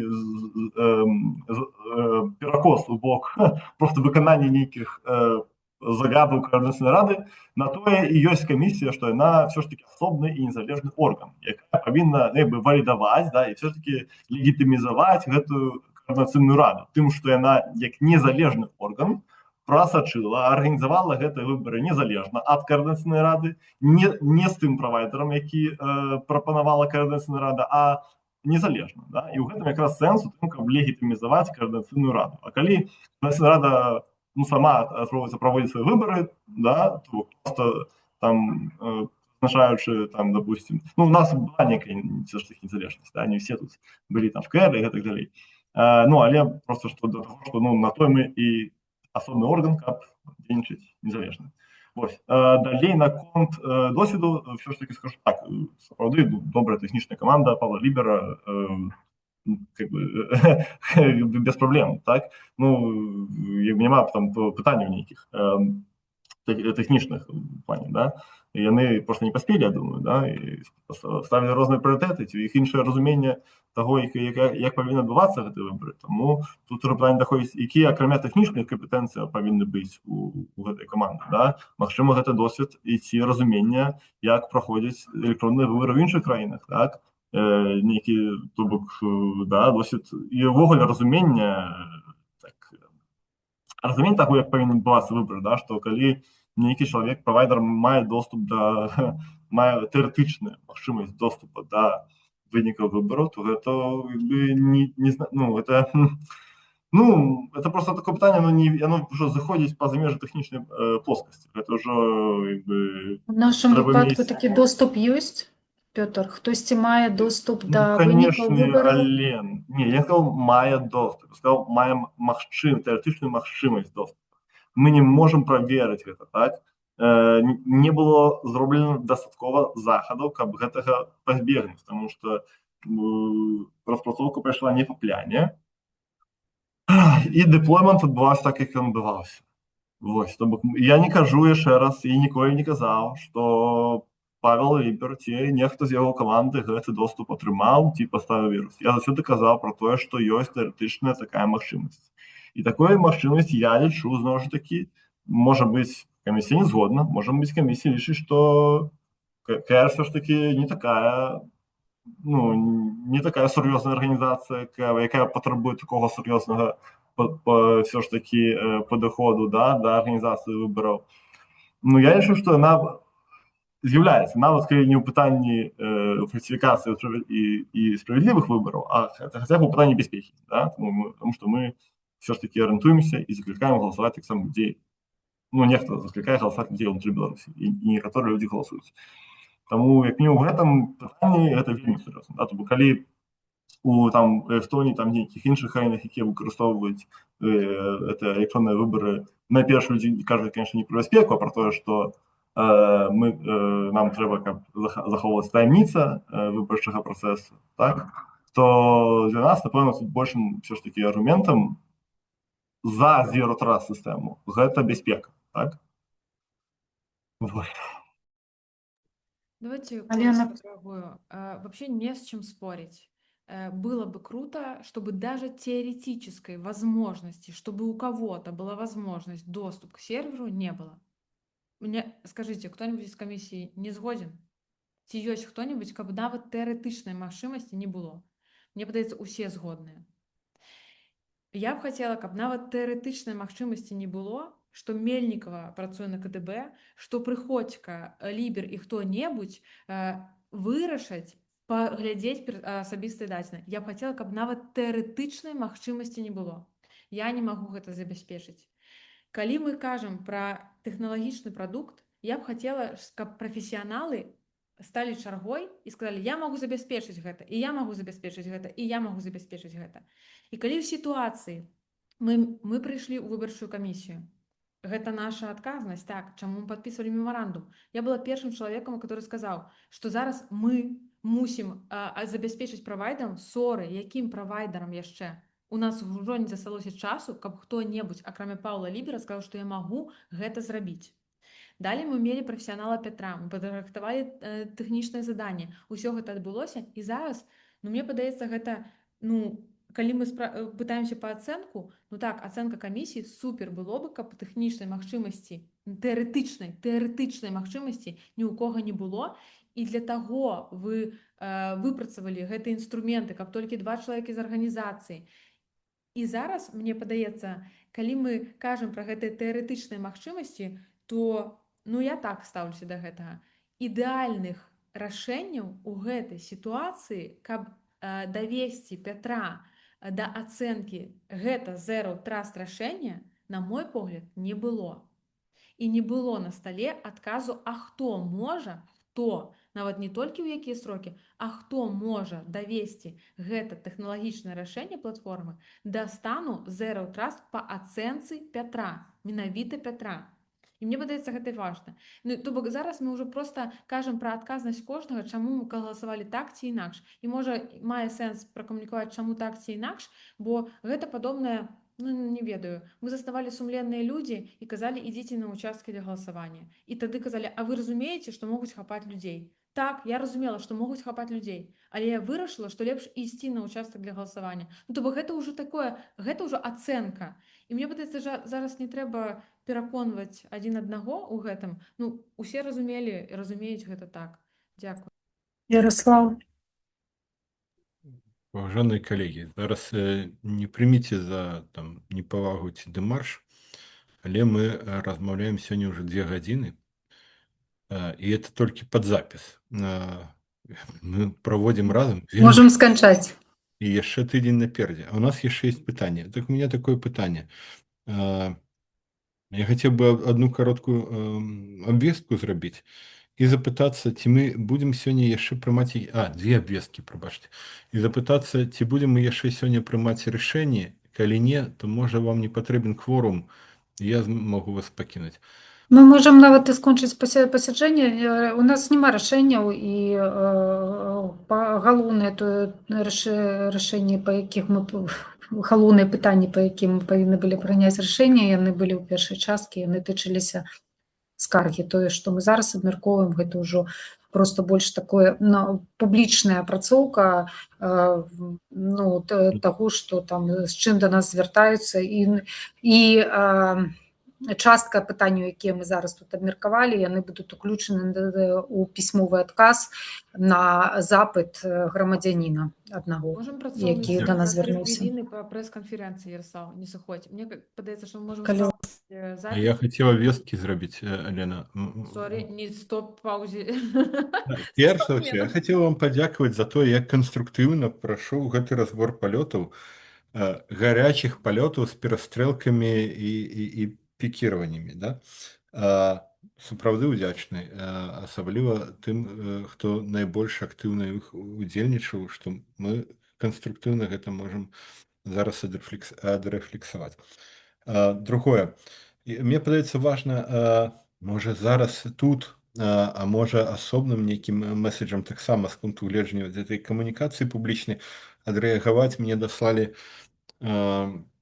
там распаўсюджаны ўжо пост нейкі аб тым, што нехта там незалежныя кодеры праверылі код лібера, знайшлі там памылкі, уязвімасці і вось А там які код, Ярослав, ён же не выкладзены пакуль у адкрыты доступ. так вось я ж про гэта і хочу сказаць, што гэта гуляе там па інтэрнэце, што код разабралі і там узгаданыя усялякія лазейкі, і мы гэта з вами абмяркоўвалі з Пашай Ліберам, на што ён адказаў прыкладна тое, што і ты, што Ну, зараз у яго адчыненым няма доступе пакуль. ёсць менш за 10% кода, і ні адзін прафесійны праграміст не зможа зрабіць заключэнне аб якасці кода па яго абрыўкам, які яшчэ там і У не... Петра яшчэ, ну, код доступу да кода ёсць у Петра. Да, вось. То бок гэта правакацыя і ладно, правакацыя, ну гэта пранк такі, не ведаю з якой мэтай, но все роўно. Трэцяе. У нас ёсць чарговы ліст ад спадара Сергея Петрухіна. Ты все-таки зрабіў гэта, ну. Я Ты все-таки... адкрыў гэтую скрыню. Не, я не Я хочу... пазбягала сёння гэта. Я хочу звярнуцца з прапановай. Ведаеце, не толькі DDoS-атака ідзе на платформу, але мне падаецца, што яшчэ і на нашу скрыню непасрэдна былы дэлегат Координацыйнай рады трэцяга склікання Сергей Петрухін арганізаваў DDoS-атаку. І што нам з гэтым рабіць? Ён даслаў колькі, Алена, 40 пытанняў? Не, ён у адным лісце даслаў. Учора я адказала на адзін ліст 10 пытанняў, сёння ён даслаў адзін ліст, там 40 пытанняў, потым даслаў другі ліст, там яшчэ 20. Усяго 60, прычым ён патрабуе на кожнае пытанне не агулам, а падрабязна на кожнае пытанне. Ну, такая, мы сервільная арганізацыя, кішэнная сервільная арганізацыя Сергея Петрухіна, якая павінна... Я б хацеў вось што прапанаваць. Ну, я здзіўлены, што на нас такую DDoS-атаку рэжым не праводзяць. Вось што не паважае. На Паўла Лібера там атакуе мільярдамі, а на нас толькі адзін Сергей Петрухін стараецца, но ўсё роўна ўжо агулам яшчэ ў асабіста ён даслаў пад сотню ўжо пытанняў і патрабуе. Частка гэтых, да, так вось я прапаную абмеркаваць, што мы робім з такім тыпам пытанняў. Большасць з іх, наколькі я магу меркаваць, а я магу меркаваць, не тычацца Координацыйнай камісіі, ну, не па адрасе. То бок, у яго там частка пытанняў, як фармавалася камісія, якая інфармацыя аб кандыдатах у камісію была ў Координацыйнай радзе і так далей. Канфлікт інтарэсаў там. Шмат такіх пытанняў. Пры гэтым, калі фармавалася камісія, распрацоўвалася палажэнне аб гэтых выбарах і так далей. Спадар Сергей Петрухін быў дэлегатам Координацыйнай рады. То бок, ён непасрэдна фармаваў гэтую камісію, альбо меў уплыў на працэдуру фармавання гэтай камісіі, і такім чынам я разглядаю гэтую яго DDoS-атаку, якую ён яшчэ накіроўвае і ў камісію, а не ў Координацыйную раду, і не сам сабе. Як, ну, такую спробу заваліць нас паперамі, з тым жа ўжо поспехам ён можа запытваць у нас там колькі часу, як прайсці ў бібліятэку і патрабаваць, каб мы там паўнавартасна на гэта адказвалі. Карацей, што мы будзем рабіць з такімі захадамі? Бо я думаю, штучны інтэлект яму можа дапамагчы яшчэ 1000 пытанняў да нас накіраваць. Ну і трэба неяк вырашыць гэта прынцыпова, а не спрабаваць адказаць на гэта ўсё. І спадар Петрухін накіруе частку сваіх пытанняў сабе. А ад сябе хацеў зрабіць заяву. Спадар Петрухін, нагадаю вам, што вы таксама афіліяваны. Я, Ярослав Бекіш, 1,5 гады працую на то, каб вы мелі магчымасць і атрымоўвалі фінансавую падтрымку за сваю грамадскую справу. Я гэта раблю, і таму, калі вы хацеце гэта абмеркаваць, давайте абмеркуем гэта пасля выбараў. У нас у Змітра рука, Зміцер, калі ласка. Дякую. Я просто хотел додать, мне подалося, что спадар Ярослав сказал, что спадар Петрухін былы сябра Крыцэнрады, так вось ён якраз таки дзейны, і все ягоныя пытанні тычацца Крыцэнрады, у якой ён з'яўляецца, то бок Выбачаюся, памыліўся. и то это значит, что он как бы сам себе задае пытанне по сутнасці, да, потому что все пытанні, якія ну не ўсе, а большасць, да, тычацца Крыцэнрады рады.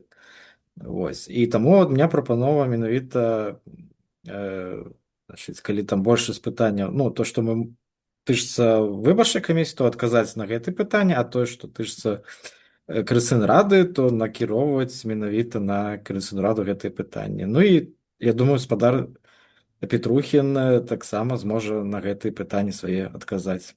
Дзякуй.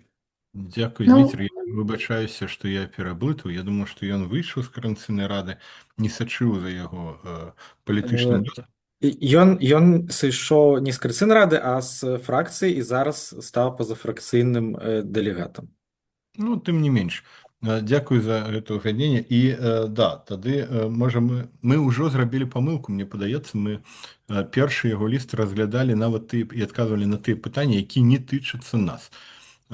Якраз там гэта тычылася, як фармавалася камісія. І гэта пытанне не да камісіі. Мы самі сабе не фармавалі.